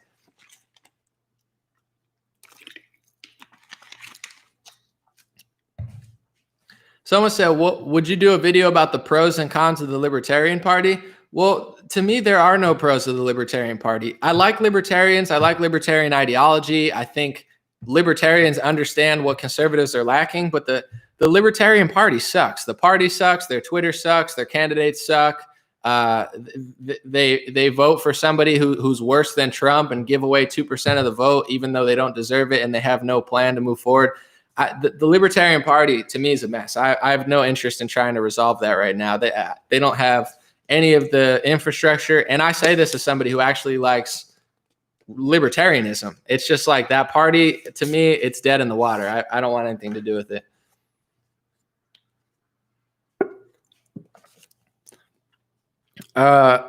Peter said, what's up, Peter? Grabkowski. He said, what's the role of Sidney Powell as the military attorney in your opinion? I mean, Sidney Powell, Lynn Wood, they're going to sue. I mean, Sidney Powell is a great lawyer. She's definitely going to try to sue, and she's going to do, in my opinion, I think she's going to do everything in her power to hold anybody accountable. She seems pissed off, and she seems to know that the Justice Department's not doing their job. So she's going to try to do that job. How long is it going to take? Is it going to work? I can't tell you, but I think she's definitely lining up to do something special. But I'm just saying, we the people, restaurant owners, we don't have a year to wait. We don't have 6 months to wait. This election doesn't have another month to wait. So I'm not doubting what she's doing. I think she's clearly a great lawyer, but I don't believe this theory of like waiting for her to do something for me. Like we have to do our own part, in my opinion, to stand up against things like Operation Warp Speed, First Amendment sellout. Like, we got to help these people. Sidney Powell, Trump, I don't know what they're going to be able to pull off, but I think she's going to fight as hard as she possibly can against the deep state, but I'm not, my whole life doesn't revolve around waiting for that. And I think a lot of people have built like an online presence to just wait for Sidney Powell or wait for Bill Barr. I get it. I understand. But, I think these lockdowns really, this is the changing thing for me. Like even the trust the plan, wait, it didn't bother me for the first 3 years. Like it's got pros, it's got cons. It doesn't really matter to me. I debated Praying Medic. I debated Jordan Sather. We talked about the pros. We talked about the cons.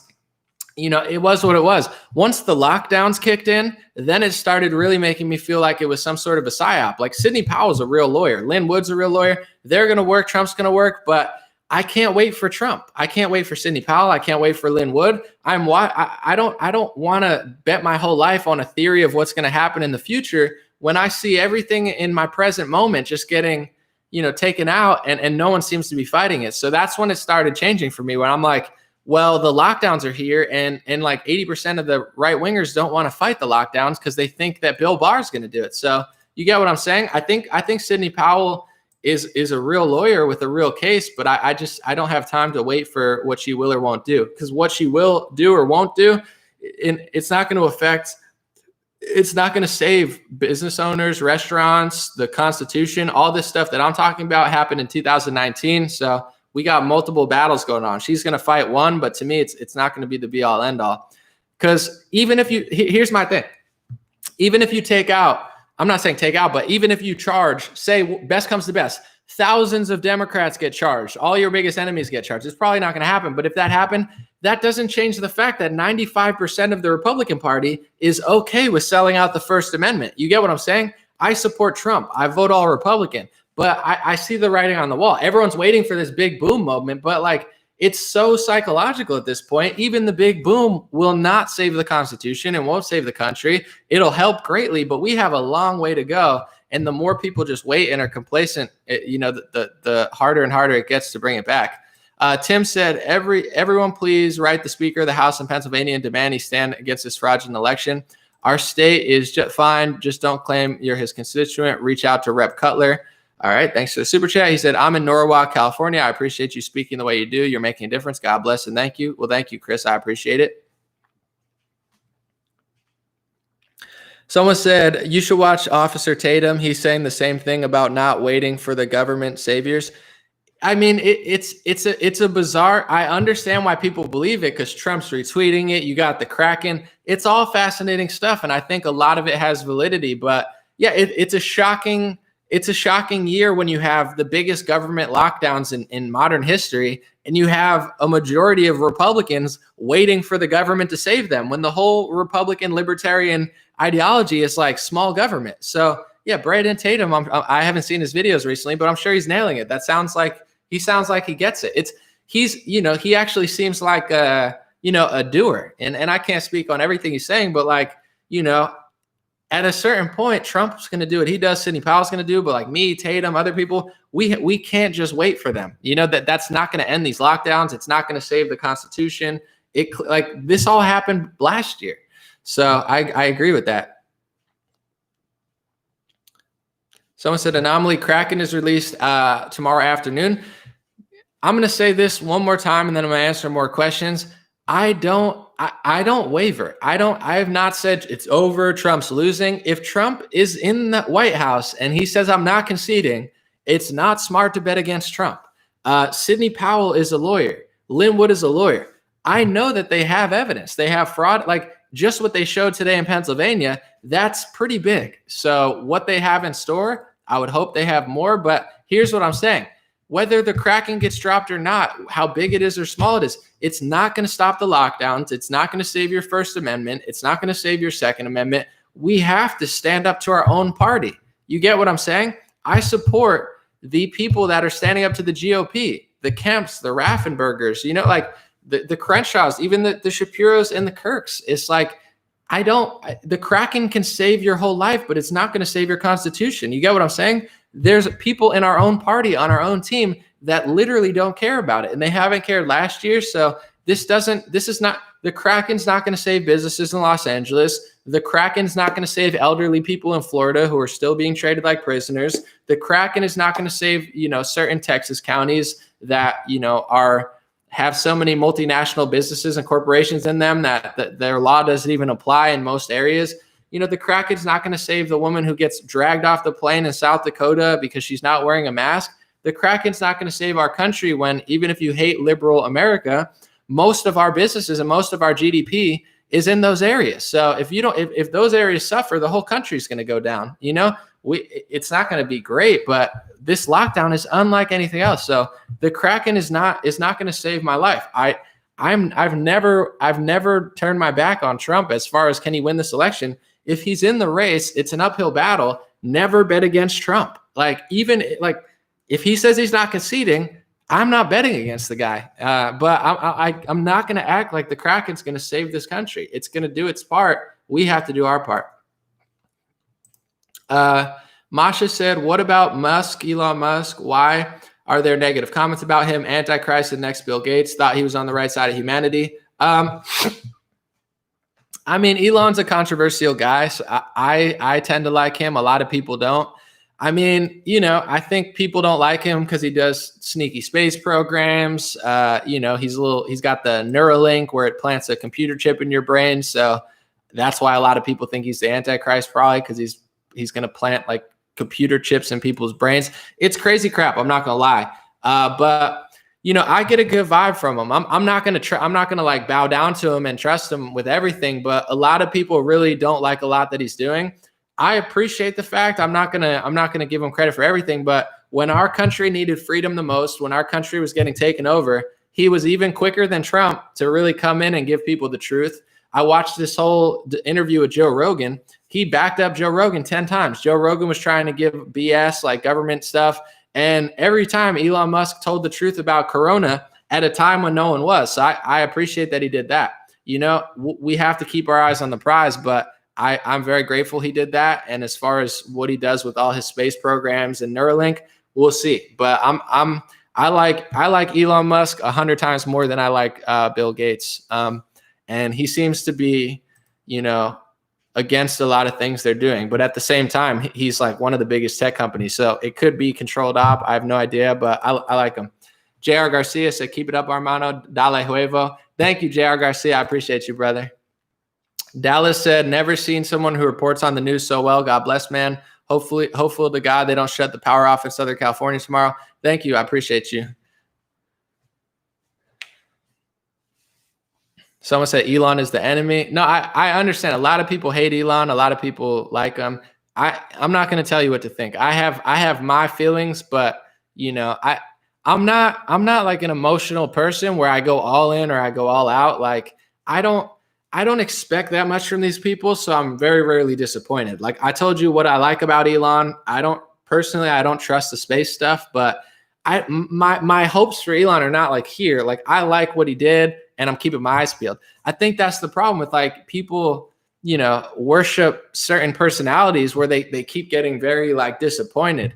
Even with Trump, like I don't know. I can't say I ever expected Trump to do any of this stuff. So the fact that he's executed on so many things, it was like, wow, he actually did that. And then this year with the lockdowns, you know, they were pretty whack. And I don't think he did enough. And it was like, whatever. I don't get so all over the place. I don't really expect that much from these people, you know?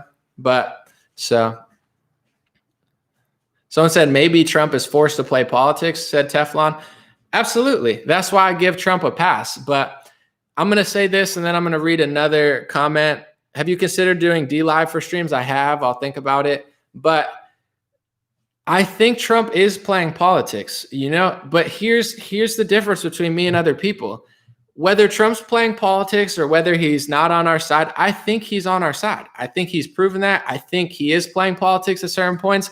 But our job as we the people is not to care. If Charlie Kirk and Trump playing politics, meaning they have to sell out our First Amendment because they can't be there if they don't, it's not our job to go along with it. It's our job to say, hey, we like you, but you're not selling out our First Amendment. That's our job. And I think too many people get caught in the cult of personality where it's like Trump, like with Operation Warp Speed, I'll give you an example. You don't have to disagree with it. You don't have to dislike Trump. You don't have to yell at Trump over it.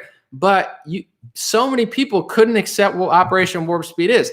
Operation Warp Speed the entire time was giving tens of billions of dollars to vaccine companies, and then they're going to rush a vaccine through safety trials. That's just what it is. You might love vaccines and be pro it. You might not like vaccines and be against it. You might love Trump and think his hands are tied and he has to do it. I'm not telling you which of those routes to take. I'm just telling you that's what Operation Warp Speed is. Funding big vaccine companies, giving them boatloads of money, having them rush a vaccine through trials, perhaps faster than any vaccine has ever been rushed through a safety trial.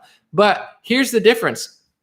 I'm not telling you to turn your back on Trump, but the amount of fake theories around it, guys, I couldn't find a single Trump influencer like myself who told the truth about it. I'm arguing with my own friends, people I like. They're like, anomaly, he's secretly rushing a vaccine through safety trials to beat Bill Gates.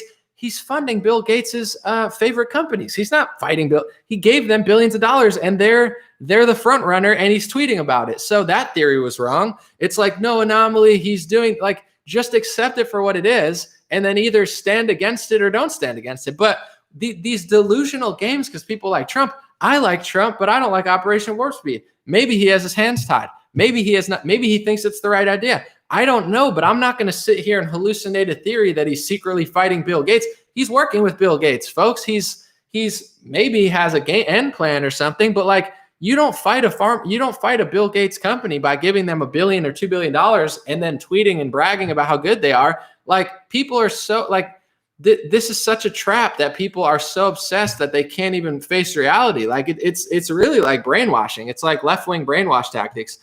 I mean, another one of the things was like Fauci was on television for 2 months. Now Trump is against Fauci, no question. But for 2 months, Trump was not only supporting Fauci, putting him on television, shutting the country down based on his recommendations past Easter. That's just what happened. I like Trump.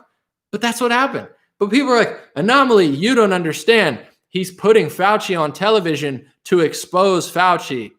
So he's destroying our country for 8 months just to expose Fauci. It's been 8 months of our country being destroyed. There's no penalty for Fauci. So it's like, I'm not telling you to turn against Trump, but the like brainwash, people on the right are brainwashed. They're like, real information means nothing to them because they are so obsessed with Trump. They'll literally hallucinate a fake theory just to sidestep what they really want to be happening. It's like, well, that can't possibly be true because I like Trump so much. It's like, no, it's happening. Maybe his hands are tied. Someone said, so here's the false equivalency. Robbie Pierce said on YouTube, so are we supposed to vote for Biden?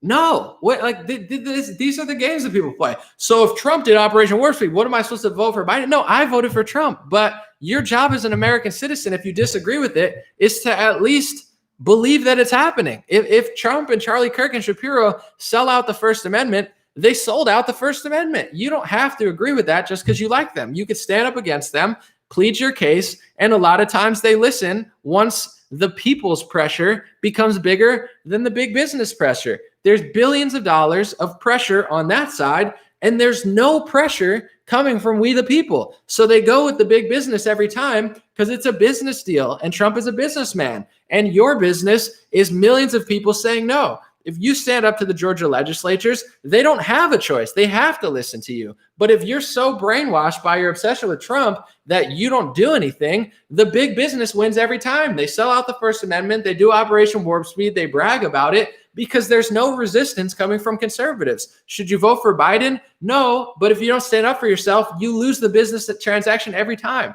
That's why I support people like Ali and Nick who are out actually trying to stop the steal. Say what you want about them. I don't know exactly what's going on behind the scenes, but they understand no one's coming to save them. They're not sitting here waiting for Mitch McConnell to save their lives. They're not hallucinating fake theories of who's going to save them and not. Sidney Powell's going to do their job.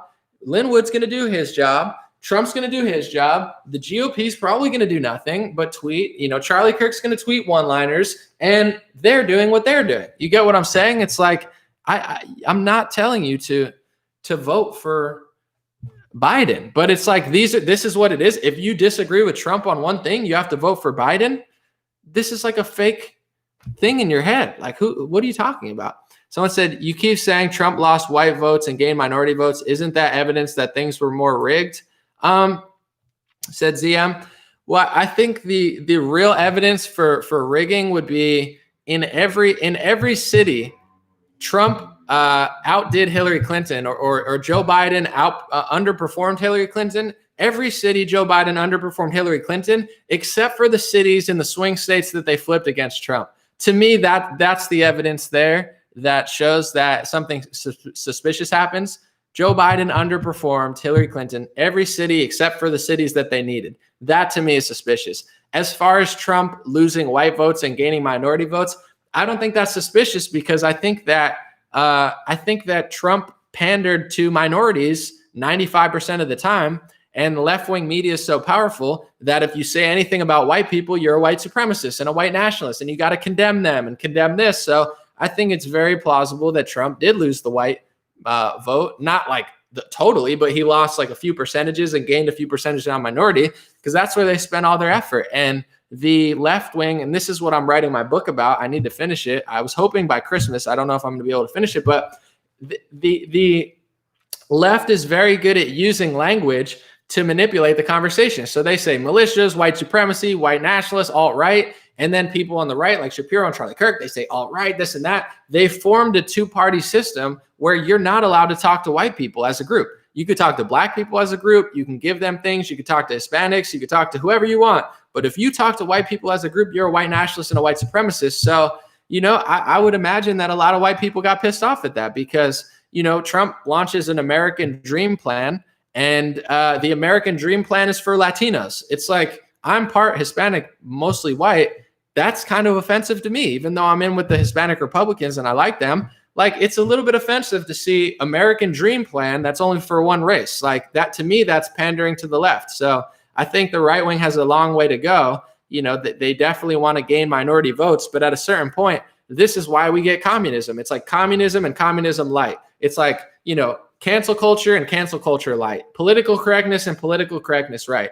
Anybody who rejects cancel culture, anybody who rejects political correctness, anybody who rejects the racial limits that they put on conversation, they've all been banned from YouTube. They've all been banned from Facebook. They all only are allowed to go on BitChute and DLive because those people are not allowed in the Republican Party. So what does that say about the conservatives who gatekeep? That if you don't play by those rules, you're not allowed to play in their playground. It's like it's all like the Democrats are the worst and the Republicans are not. They're afraid to do something. In my opinion, I'm going to say two things. Now I'm going to read that huge super chat. Thank you for the $100 super chat, Lakiva. Very kind. I'm blown away. But I forgot what I was going to say. I got thrown off by the $100 super chat. I guess I'm going to have to move on, but it was a good point. All right. Lakiva said, the sun will burn out and people with hundreds of years of entrenched ancestors will believe the Messiah is coming. Jesus isn't coming literally on the clouds, though that doesn't mean God doesn't exist. John Turrell didn't assassinate Olaf Palm, praying truck driver. Lakiva, that sounds like a coded message. I'm going to have to look that up, and anyone can, because that's the $100 super chat, so you must mean it. I got to look up what that even means, but thank you. Tim said, that's why we need to put pressure on our local, state, and federal officials. Everyone needs to be contacting their elected leaders. Make your voices heard. They do listen once enough of us stand up. Absolutely, Tim. Digital protest, physical, peaceful protest, all this stuff does matter. This is what I was going to say. I'm not happy what's going on with the election, but in a weird way, I'm not flustered by it because this was the wake-up call I believe that Republicans and conservatives needed. Now you see who's standing up, and now you see who's flopping. Now you see who wants Trump to get out of the way. And now, and this was always, in my opinion, I thought the America First movement, the further right, and these sort of people that get blacklisted by Shapiro and Charlie Kirk and Crenshaw, I've always thought they were the future of the right wing just based on society. I read books, things go back and forth. And I'm like, that's the future, unfortunately, or fortunately, depending how you feel, because these Republicans are like communist light. They're political correct light, communist light, cancel culture light. They're all phonies. So I'm like, eventually they're going to get overrun because the truth to me is like a pillar. People say God's like a pillar. God has the final word. And to me, the truth is like that. You could say Jesus Christ was a truth speaker. So it's like the truth doesn't care how much you censor it. The truth doesn't care how much you blacklist people. The truth doesn't care that you give 90% truth, but you're a phony and you blacklist more honest people. It's not going anywhere. So I thought before this year, America First and these further right kids, they're going to rise in 10 years. Like that's the future of the Republican Party. It's not Charlie Kirk and Shapiro. They're going to, and Crenshaw and Nikki Haley, they're going to get wiped out of the way in the same way that Marco Rubio and Jeb Bush got wiped out by Trump. Why did Trump wipe them out? Jeb Bush is George Bush's brother.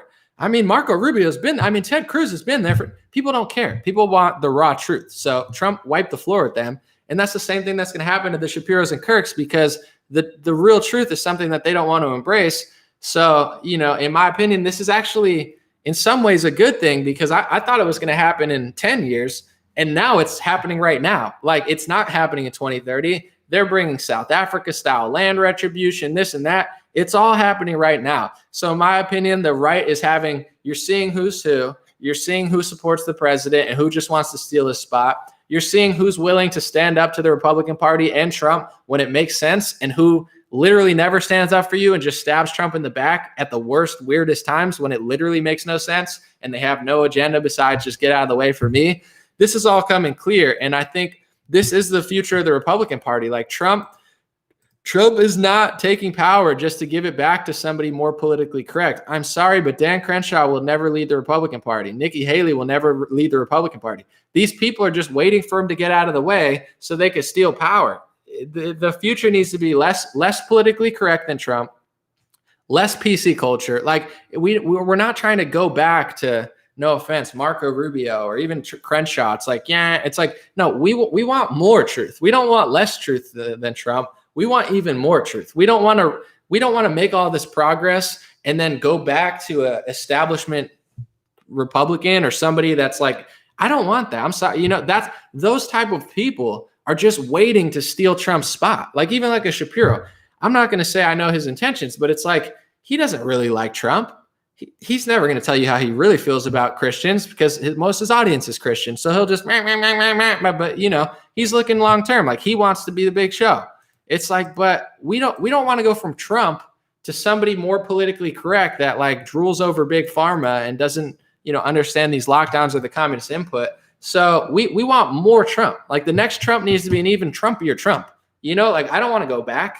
We want the whole Trump family, or somebody that Trump's even harder than Trump. If you know, that we can't let these like phonies take over the party or take over the country, because it's communism light, it's political correctness light. And I think, you know, the America First style movement where they're not as PC, to me, that's the future. Even though I don't agree with them on everything in how they operate, I like them a lot more than the moderate conservatives because I feel like they're just so phony.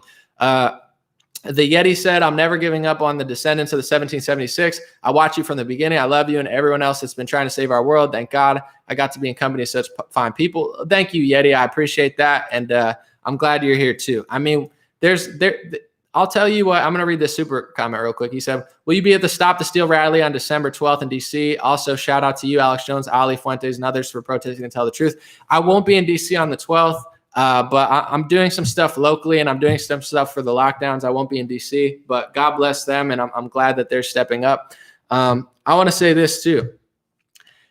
The people who like, obviously the media is just ridiculous, but when I talk to people, like when I actually talk to people that aren't on television, that aren't trying to be in politics, that aren't lawyers, no offense, there's some good lawyers too, but like the people outside of the political circle, to me, these people make the most sense. When I talk to leftists who aren't like the Young Turks or whatever, to me, like my friends that like Bernie, they're way more realistic than these people on television. When I talk to right-wingers that aren't one of these social influencers, to me, they make more sense. Like they're more common sense. I say something and they say, I've never thought, you know, like the people on the ground, there's a silent majority. Obviously, the silent majority voted for Trump. The silent majority is tired of political correctness. And within that, there's an even other silent majority where not everyone who's at the top really represents, I think, the people that are under them. You know, and I think everyone's grasping for somebody. Why wouldn't you? I mean, you know, like you see Trump and people cling on to it because, like, I mean, compare Trump to Obama or Jeb Bush. It's like comparing Michael Jordan to like a fifth grader. So, you know, it's like Trump is so much better than these politicians. It's not even funny. Even when I'm slightly mad at Trump, I'm not even that mad because he's still so much better than everyone there. And there's no one even in the Republican Party that's close to him. So it's like, it's Trump or no Trump at this point. It's his world. But, you know, as far as after Trump, which I hope will be in 5 years, I think a lot of people are like positioning themselves. There's going to be a big battle for the power vacuum that he leaves. And I fully support the least politically correct, the least gatekeepery, cancel cult. Like I can't go from Trump to somebody less Trumpy than Trump. Someone said you should be in DC. That's why I don't want to be in DC though. Anybody that should be there isn't there for a reason. It sucks. But you know, it's like I can't go from a Trump to like somebody who's half Trump. That's just not happening. So it's Trump or no. It's like deal or no deal. It's Trump or no Trump. And when Trump's not there in 5 years or God forbid sooner, I'm not going back to these people. I'm just telling you, I'm not rescinding to like a 1/8 of Trump. It's just not happening. Like, you know, we'll figure it out, but I'm not doing it. Olivia said, I've downloaded your packets from your website, Exposed Lockdowns. I'm passing them out where I live. Thank you for being a leader that actually does something. God bless you and happy Thanksgiving. Thank you, Olivia. And hopefully you could get through to somebody. I'm struggling. First of all, I'm super busy, but also I feel bad because I do the packets and then I feel like that's not enough. I feel like I got to do more. Yesterday, I got my mask exemption. So now I'm exempt from wearing a mask and I'm going to start filing lawsuits if they, you know, give me problems, but I'll figure out more ways and I'm trying, but it's tough. Thank you. I'm glad you like them and hopefully they get through to somebody.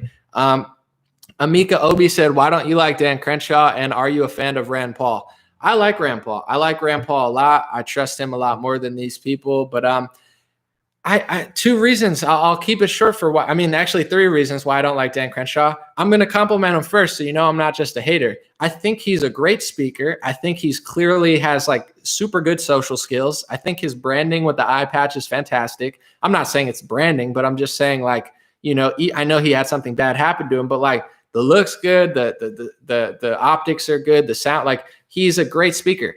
But I don't like him for three reasons. First, he's weak on the Second Amendment. He floated red flag laws. I said it the other day. I'll say it again just so I don't repeat myself. Any Republican, in a perfect world, we wouldn't need the Second Amendment. In a perfect world, we could do red flag laws. It's not a perfect world. So anybody that floats the ideas of red flag laws without immediately understanding why they won't work, which is how do you define mental illness? How do you define who to take it from? The people making these decisions are not to be trusted. So there is no red flag law that makes any sense because none of these people are to be trusted. Dan Crenshaw floated red flag law and then he backed off it because everybody got mad at him. It's like anybody that doesn't immediately understand why that wouldn't work, talk about a red flag. That's a red flag. So he's not good on the Second Amendment. He's not good on the First Amendment. I showed a clip earlier. If you rewind when it's done, he suggested that a bunch of kids were anti-Semitic because they asked him about the First Amendment and how they believe the First Amendment gives people the right to do anything. Talk about Muslims, talk about Jews, talk about Christians, talk about Israel, talk about America.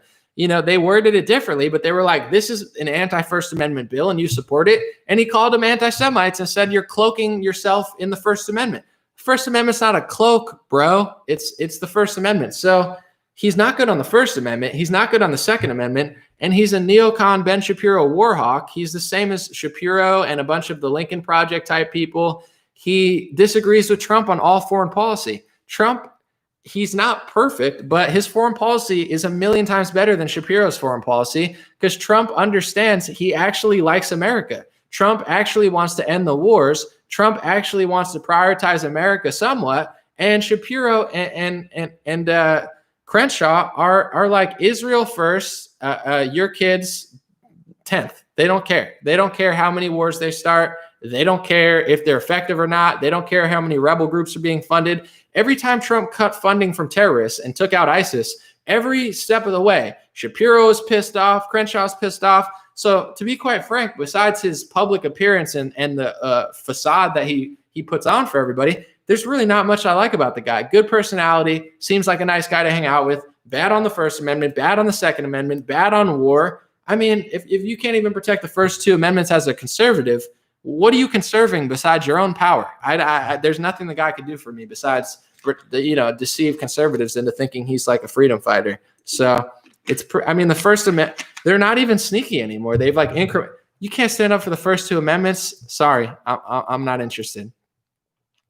Czech Warrior said, "You rock. Keep preaching the truth." Thank you, Czech Warrior. Thank you guys for the nice super chats. I appreciate that. Someone said good points. I think so. Let me see. Dark Nebula said, "Have you ever talked to Amazing Lucas? You guys have similar opinions on a lot of things. Thanks for keeping it real." I've never talked to Amazing Lucas, but I've heard some great things. I mean, a lot of people like him. I think I've seen a video or two that were pretty good. I'm just not familiar, but no, I haven't talked to him. God bless him and God bless you. Thanks for the super chat.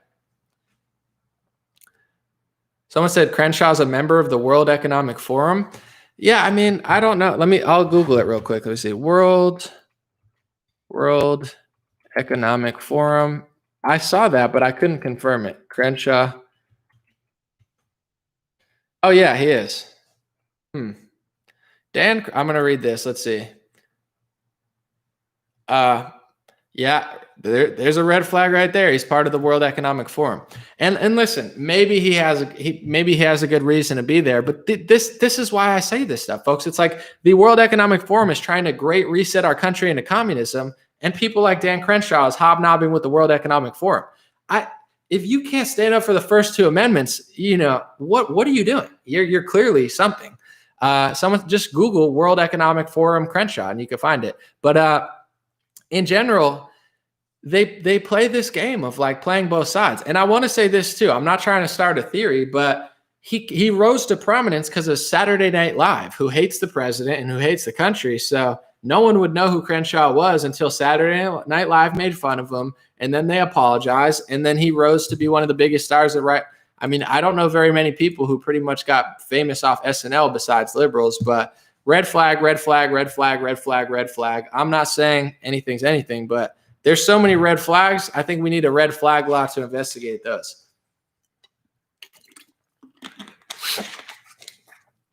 And this is the problem with like the two-party thing. I'm not going to sit here and ride the fence and be like, I can't tell the difference between the left and right. No, it's shockingly obvious as far as like policy and judges, but as far as controlled op and like these games, they're still getting like people think, well, they tell me what I want to believe, so they can't possibly be against me. Keep your eyes on what they do. I don't. It's like I hate to be mean, but if you can't support the first two amendments, I feel like you're being mean to me. I feel like you're hurting my country. I feel like you're hurting the people of my country. So it's like I don't want to seem like a hater. Oh, normally just if you can't stand up for the First Amendment, the free speech and protest, and the Second Amendment, the right to bear arms, you're not my friend. I feel like you're hurting. You're being mean to me. I feel like you're screaming at me that you don't care about my country. So, you know, I hate to seem like a hater, but it's like it's the first two amendments kind of important. Do I still talk to Adam Green of No More News? I don't know the last time. I mean, we've talked in messages and we've talked. I've been on his stream before he got taken off of YouTube, but I don't know that we've chatted in a while. But I see his tweets and I'm sure he sees mine. I'm trying to think.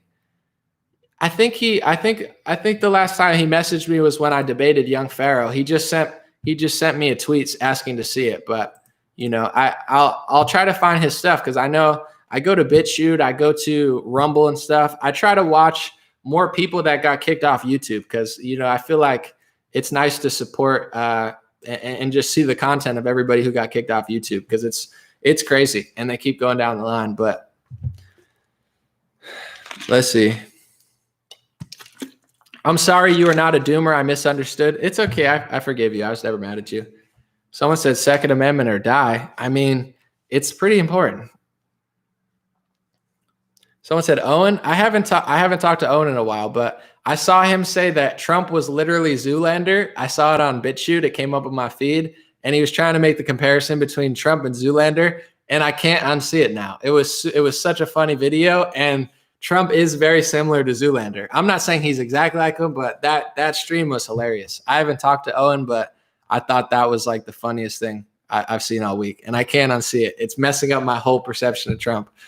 It's super funny if you can find it on BitChute.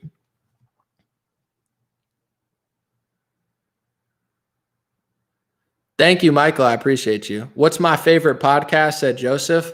I don't use the podcast app that much. I pretty much go to BitChute and sometimes YouTube or I don't like consistently listen to podcasts that much. When I listen to podcasts, I'll catch like Joe Rogan if he has a good guest, or I was listening to E. Michael Jones a month or two ago. E. Michael Jones has a podcast called Culture Wars, but I don't listen that much more. He had a really bad take on the Second Amendment. I was pretty blown away, but you know, I don't use the podcast app that much. I like BitChute. BitChute, BITCHUTE. It seems to me like a lot of the people who got kicked off YouTube are there. And if you listen to them, I mean, there's some extreme people, no question, but a lot of people are pretty reasonable. Like a lot of the people that they're not exactly like me, obviously, but they seem to like, you know, be right wing, but also be able to see certain deceptions and stuff. So I like some people there. I kind of just float through stuff. Like I don't have like a set thing that I listen to all the time. Virginia Beach, what's up, Randy?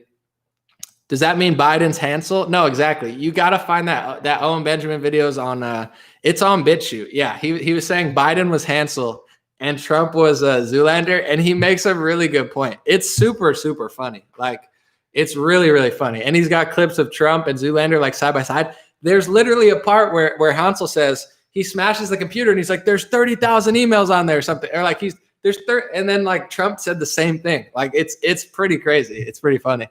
Yeah, it's a good time. My comment was censored and not posted because I asked about Parler. I'm on Parler at Dream Rare. Can you tell us more about the past packets and mask exemption? Yeah, the packets are on exposedlockdowns.com. The mask exemption, I found out someone locally did mask exemptions, so I'll figure it out and maybe I'll post it on the website. I'm trying to build more stuff, but that's something that you can. I think Peggy Hall is somebody people are telling me about. I forget her website, but Peggy Hall is a lawyer who's on this stuff. So yeah, look into it, and I'm sure you can find stuff in your area or in the country. But there's lawyers and doctors who are really taking this seriously and helping people out. So I got told on Instagram, but I don't know exactly in your area or in general what's going on. But that's what I heard. Someone said, wow, I didn't know you like E. Michael Jones. He's the real deal. Very, very recommend all his books. Yeah, his books got banned on Amazon. I like to support. I mean, first of all, I think the people who get banned are usually the people, like, it's not the worst people. Sometimes every now and then someone really bad gets banned, but like Alex Jones was the first person to get banned.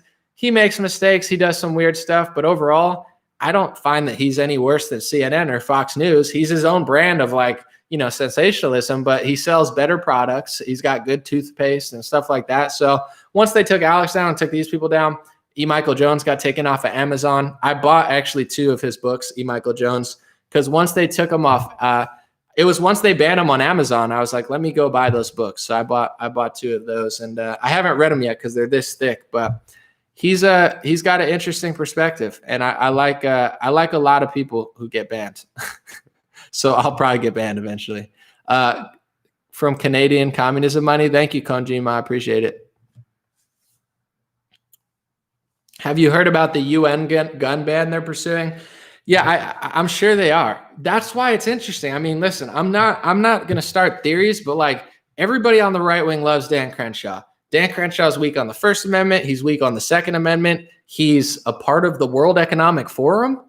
And the World Economic Forum is basically like a think tank group that works with the UN for global communism. And the person that they have on the right wing supports red flag laws in America. He tried to float that idea. Folks, there's some sneaky stuff going on. I don't talk about people for my own benefit. This does not benefit me financially, legally. Like, there's no benefits besides it's the truth, and I'm not going to lie. So, it's like, I know you don't want to hear that certain people that you love are like not actually doing anything, but it's kind of what's happening.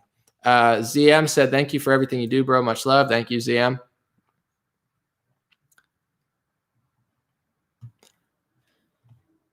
Someone said, we riot if Anomaly gets banned. I mean, they already kind of kneecapped my Facebook page. My streams are, I'm going to live stream more now because my live streams actually get more views. Before every video I get, if it was one of the shittier videos that wasn't as good, it would get 300,000 views. If it was a good video, it'd get 1 to 4 million views. Like these are just the numbers. I was not getting anything under 300,000 views because I make similar videos that are about different topics, but I put a lot into it. Now they get 20, 40,000 views, 60,000, 80. They've kneecapped my reach. I would go viral every week and I'd be on the top 10 list. I would get 100,000 shares, 200,000 shares. Now I'll get 5,000, 10,000 shares max.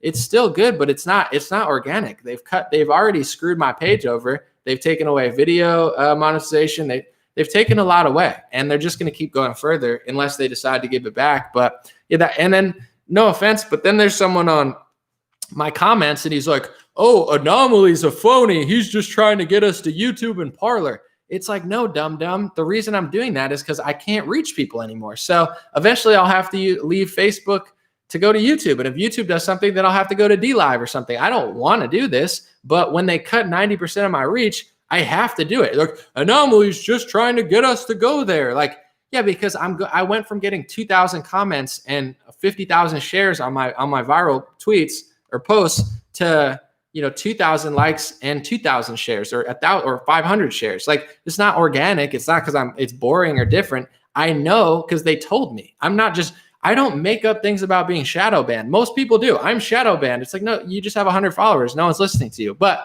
I am literally, they told me, we're cutting your reach. We're cutting your news reach. You can't do it. I can't premiere videos anymore because they know that gets more reach. They told me, you're fake news for posting NBC, which is fake news, but this was NBC local. It was like about, the CDC, and they're like, because you posted articles that are approved and we're going to pretend like they're not, and we're going to lie, we're cutting your reach. Like, that's literally what happened.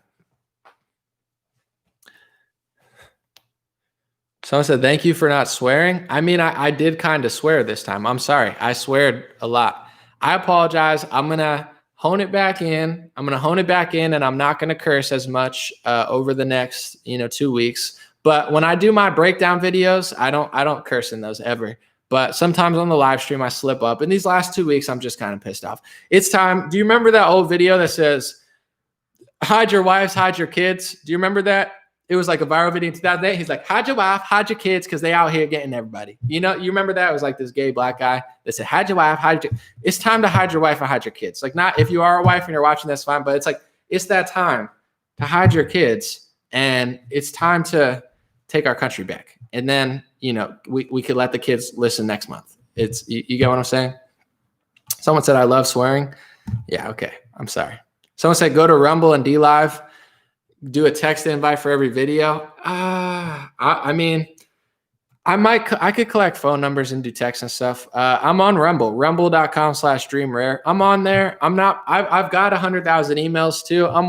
Maybe we'll get some texts and stuff. We'll figure it out. I got a good email list. I still got a good following. I mean, I'll tell you the pros real quick. As they took away a lot on Facebook, my YouTube has grown, my Instagram has grown. Now, I mean, it sucks because Instagram's owned by Facebook. So I'm just waiting for them to do something on there. But on Instagram, I'm getting like 200,000 views, 400,000 views, 500,000 views. So in a way, my Facebook has grown, my BitChute has grown, my Rumble's grown, my Instagram is like doubled. I'm almost making up the numbers that I was getting on Facebook just on Instagram. It sucks that Facebook owns Instagram, but I've finessed it. I got more people on Patreon, so we'll figure it out. But eventually, I'll maybe focus. If I'm writing out Facebook, because let's be honest, even though they're cutting my reach, I got 3,000 people, I got 4,000 people, I got 2,000 people. We have 951 now. But when we started, we had 4,000. That's good. That's a lot of people. So that's not going to be easy to reproduce. I'm writing this out until they take it away. Then we'll switch it up. But I got over 100,000 people's emails, so I've been collecting emails for 2 years now. So we got plans, we got ideas. All right, I'm gonna stay for like 5-10 more minutes, then I gotta go. All right, let me read. Jamie said, "What's up, Anomaly? Good day for the good guys. Time to fight. You're right. It's up to us. Let's go, Patriots." God bless you, Jamie. Yeah, there's multiple games going on, but as far as the Trump election, good day. As far as some other things, we'll see what happens. I saw what Trump. I'm gonna read real quick. This is what Trump retweeted. So there's two options at this point, folks. Either Trump is the real deal and he's not playing at all, which is highly likely, or it's just political theater. But this is what he tweeted. I mean, if he's really the real deal, like we really think he is, then he knows what's going on and he's got to have some sort of plan. Because if he knows what I'm about to read you, which he retweeted, if he knows this, then he's not going without a fight, folks. This is what he retweeted from Lynn Wood. It's the Marshall Report. At first, it seemed goofy, and then Trump retweeted it. So it's like, okay, either this is a big game or he's not playing around. We'll see what happens. But it says, America for the global order. They are wicked globalist puppets who are boldly pushing their coup to destroy America and implement a global reset and usher in the United Nations Agenda 2030, which is the revised version of Sustainable Development Agenda 21. That's a fact. They are in lockstep, throwing all their punches at unsuspecting Americans, while nations around the world are doing the very same lockdowns on their citizens. Will they succeed? The answer is no. And he's got pictures of like Biden, Trump, McConnell, Barr, Pelosi, Fauci, Kamala. So he's retweeted this. I'm just saying, like, the fact that he's tweeting that, there's two options. Either this is political theater and we're being conned, or he's the real deal. And if he's the real deal like we think he is, he's not going without a fight. If he knows what he just tweeted, he's not just going to step aside. He's not just going to say, okay, you did this. You cheated me. You take it all and just crush my country. He's got to have a plan. So we'll see what happens. I mean, someone said conned. it could be political theater. It could be a sick game of political theater, but we'll see what happens. I'm not going to wait for him because I understand even if he does all this, we still have to end the lockdowns. But if he really means what he said, then it's going to be a wild month with a lot of surprises. As they say, as the trust the planners say, there's going to be some big booms. Okay, there's going to be some big booms coming if he means what he says. And I just don't see. I don't see him just stepping aside. Regardless of what's going on, I don't see him just being like, okay, I'm out. Like it's going to get crazy. It's going to get crazy either way. So regardless of what happens, it's going to be some big booms, folks. Hopefully they're good booms. We'll see. All right. Thank you, Kathleen. I appreciate it.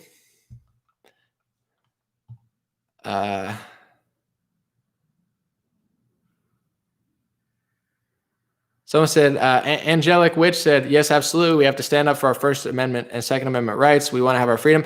And that's what it is. That's, I'm saying this message on loop, but I want to get it into people. Listen, regardless of how you feel about Trump, some people like him. Some people think he's not. Most people like him, but a lot of people really don't. They think he's, on the other side, whatever. If he wins and pulls this off, we can't just sit on our hands, because then that's the game. They're going to give us a Trump if they think they can get their agenda through Trump. He might not be a part of it, but they might just manipulate him. Coronavirus, this, that. Next thing you know, they're getting their way either way. They know how to play the game. Impeachment, they're always up to some sneaky stuff. So it's not our job to not stand up for the first two amendments. It's not our job to feel like lockdowns or vaccine billion-dollar programs, rushing through safety trials. That's not our job to pretend like that's good. Our job is to stand up for the country, the Constitution, and you get what I'm saying. It's our job to oppose that, whether he wins or whether he loses. Because if most patriots are going to be submissive during a Trump presidency, they might give you another Trump presidency. They might, and I'm not saying whether you think Trump is totally not in on it or whether you think he is. Sometimes say he's the real deal, but the elites know, all right, he's the real deal, but we'll let him have that because then we could riot and then we could do this and then we could just still do it anyway. And his people will still just wait. They might do that. That might be, I'm not saying for sure, but that might be a thing they do because they know if Joe Biden's president, 100% of patriots are going to stand against Joe Biden. 100% of patriots are going to stand against lockdowns. 100% of patriots would stand against Operation Warp Speed if Hillary Clinton did it. But 90% of patriots won't stand against it if it's Trump doing it. So they might just give us Trump again. Whether Trump knows it or not, they might just be like, here, you can have him. We'll get our riots. We'll get our destruction. We'll still have multinational corporations take over the country. We'll still finesse our wars with a bunch of, setups and media scandals. We'll still try to impeach them. That might be what they do. I'm not saying for sure. I have no idea. I'm just throwing it out there. But I'm almost, as much as I support the president, obviously, I almost feel like people need a rude awakening. I hate to say it, but it's like I can handle a Trump presidency. Thousands of people who watch my video can handle a Trump presidency. A lot of people who support Trump, they really can't. It's like they will fall for anything. They will support any program or any lockdown, and that's a problem. It's like I almost feel like if he didn't win, people would actually wake up to this stuff. But we'll see. It's either way. I want him to win, but I'm not going to be as scared as everyone else. If he doesn't pull this off, I think he will, and I've never wavered on that. But if he doesn't, I'm not going to be as scared as everyone else because everyone's going to be like, oh my God, Joe Biden. It's like, no, but now everybody, you get what I'm saying? Now it gets real. Now it's like instantly, whoa, it's real. I have to do something about it. If it's Trump, it never gets real to people. They'll make up any side theory, any bar, any, it's a secret program to take out Fauci. It's like, it's not. It never was. When he gives that money to Johnson & Johnson and Moderna, it's not. It's nothing besides billions of dollars going into their pockets, and then they do whatever he wants. Trump does not decide what all that money does. He gives it to them, and then they figure it out. It's like that's not helping us. So, it's sad for me to even say this, but I feel like it would be a really rude awakening. And if he wins again, it's like I wouldn't even say I'm a fear, because it's not fear, but my concern that Joe Biden it will destroy our country, which is just obvious, is almost equal to my concern that Trump supporters under a Trump presidency will ignore everything. Because clearly, if Crenshaw doesn't believe in the First Amendment, no one cares. But if that was Pelosi, everyone would care. So it's like, in a weird way, it like pacifies people to sleep, and somehow they like forget about their country when Trump's there. But someone said fair point. No, I mean, for sure, it's sad, but you know, I wish 100. But that's the thing. Maybe this will wake people up. This little election fiasco. Maybe this will bring a new rise. You have people are in the streets. You have truckers that are, you know, ready to protest. But to back up what I'm saying, someone said yesterday, they said anomaly, the truckers were going to go on strike, but they're not going to go on strike because they're waiting till after the election. I said, I'm not a trucker, but why wait till after the election? Whether Trump wins or loses, the truckers are getting screwed. The farmers are getting screwed. You know, restaurants are getting screwed. Why wait till if Biden wins? You know, to me, that seems like a trap. I get it, but it's like, if Biden wins, we're going to stand up.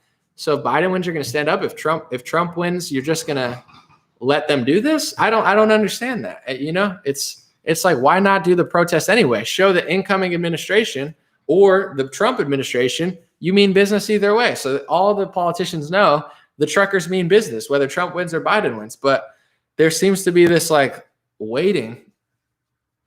Just throwing it out there. Paige said, I've said this for a while. Trump was used knowingly or unknowingly to distract us. Well, that's the thing. I'm saying, give him the benefit of the doubt. Say he's the realest deal. They still have used him as a distraction. Say Trump's the real deal. He's doing everything he can to fight for this country.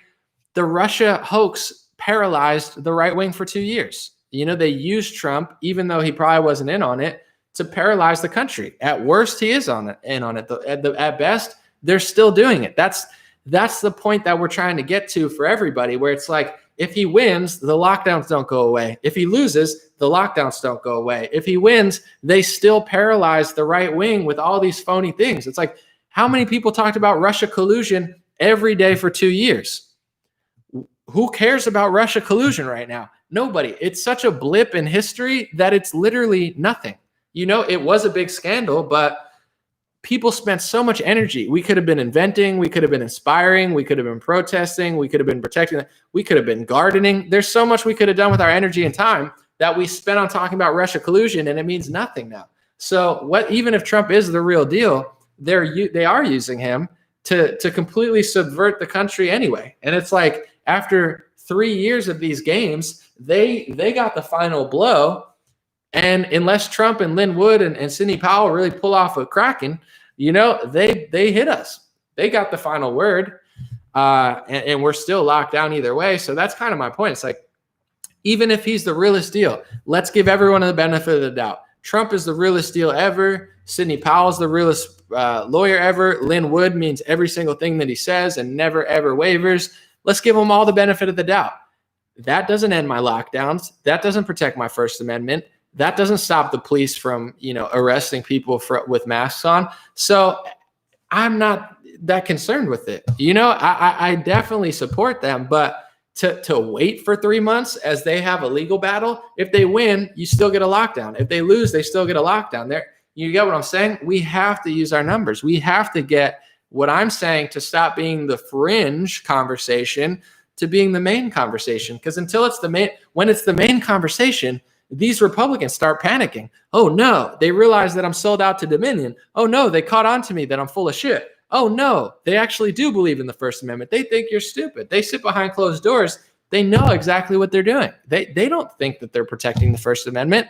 When I stood up against this in December, November, I didn't hear anomaly, you're wrong. I didn't hear anomaly, we are pro First Amendment. I didn't hear anomaly, you're misconstruing the law. I heard anomaly, just shut up. We're trying to win. Trying to win what? Power? The election? America loses if you don't win the First Amendment. Anomaly, we're sacrificing the First Amendment for our own political means. Then you're not a conservative. Then you're not America first, which they're not. So that's my point. It's like, whatever Trump's in, it's not changing the bottom line. And it's not a black pill. I'm going to end soon because I really got to go. It's not a bad thing. This is not, oh no, anomalies, dooming and glooming, it's all over. No, this is actually inspiring. This means you're a bigger piece on the board than you think you are. This is like, when you're a part of something that's not sitting and waiting, trust the plan, that's fine. But like, you're kind of just sitting and waiting unless you do digital work and then you're doing something. But like, you are part of the plan. If enough people, put pressure on Kemp peacefully, then it's like you lose. You get what I said? It's ratio season. That's what we said yesterday. If you don't if you don't get the job done, guess what? Vernon Jones is going to run next year and he's going to beat you by 10 points. And then he's going to do the job. So it's like, that's kind of Trump's whole vibe, was it not? Get out of the way. You're not doing the job. You're fired. Go away. I'll do the job. And that's what he tried to do. So that's got to be our views on everything. Like, stop getting, caught in the mist. It's like, they're not doing it either way. We need to demand a Biden presidency, a Trump presidency, a Gavin Newsom governor, an Abbott governor, who was pro lockdown for a little bit. It's like, no, none of that. We're not listening. We're all disobeying. We're all going to open our business. We don't want you to funnel billions of dollars to the vaccine companies while we have billions of wealth, transferred away from the people. That's the energy that we got to take in. And the shift is coming. I'll end on a positive note. The shift is already happening because these fringe people that everybody tried to run off of social media, like Alex Jones and Nick Fuentes, say what you want about them, but they're the ones in the streets with Ali trying to, show physical presence. The Million MAGA March, which really did start from the Stop the Steal, and then other groups got involved.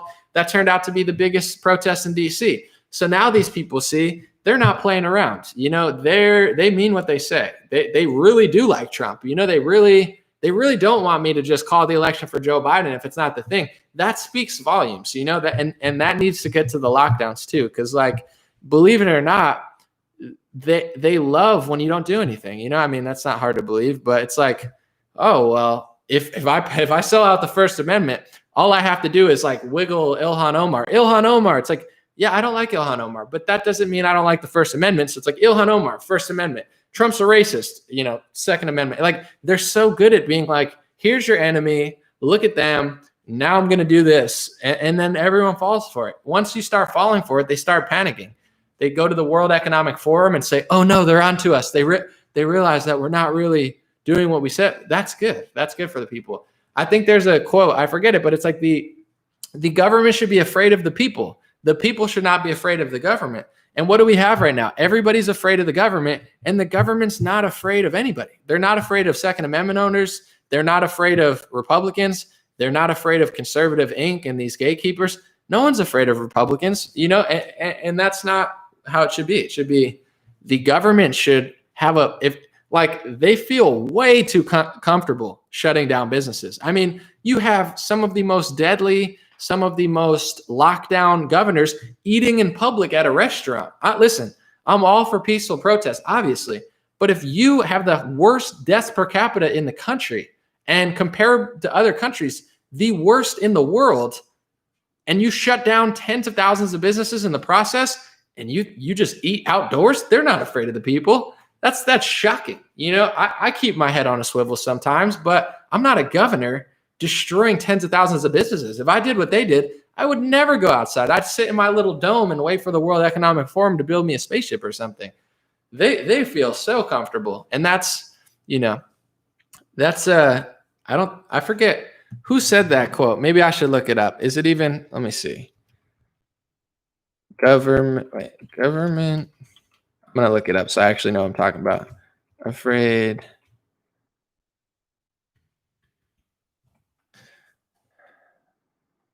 I don't know who said, they say it was Abraham Lincoln. No, it says Alan Moore. People shouldn't be afraid of their government. Government should be afraid of their people. Yeah. I don't know if he really said it, but whatever. I said it. Someone else said it before me. It's fine. You get it. All right. I'm out in a minute or two. Thank you guys for super chats. Thank you, Facebook. I appreciate everybody. I'm going to live stream more because I've reached more people on Facebook now because of what they did to my page. So Let's see. We'll end on a few good notes.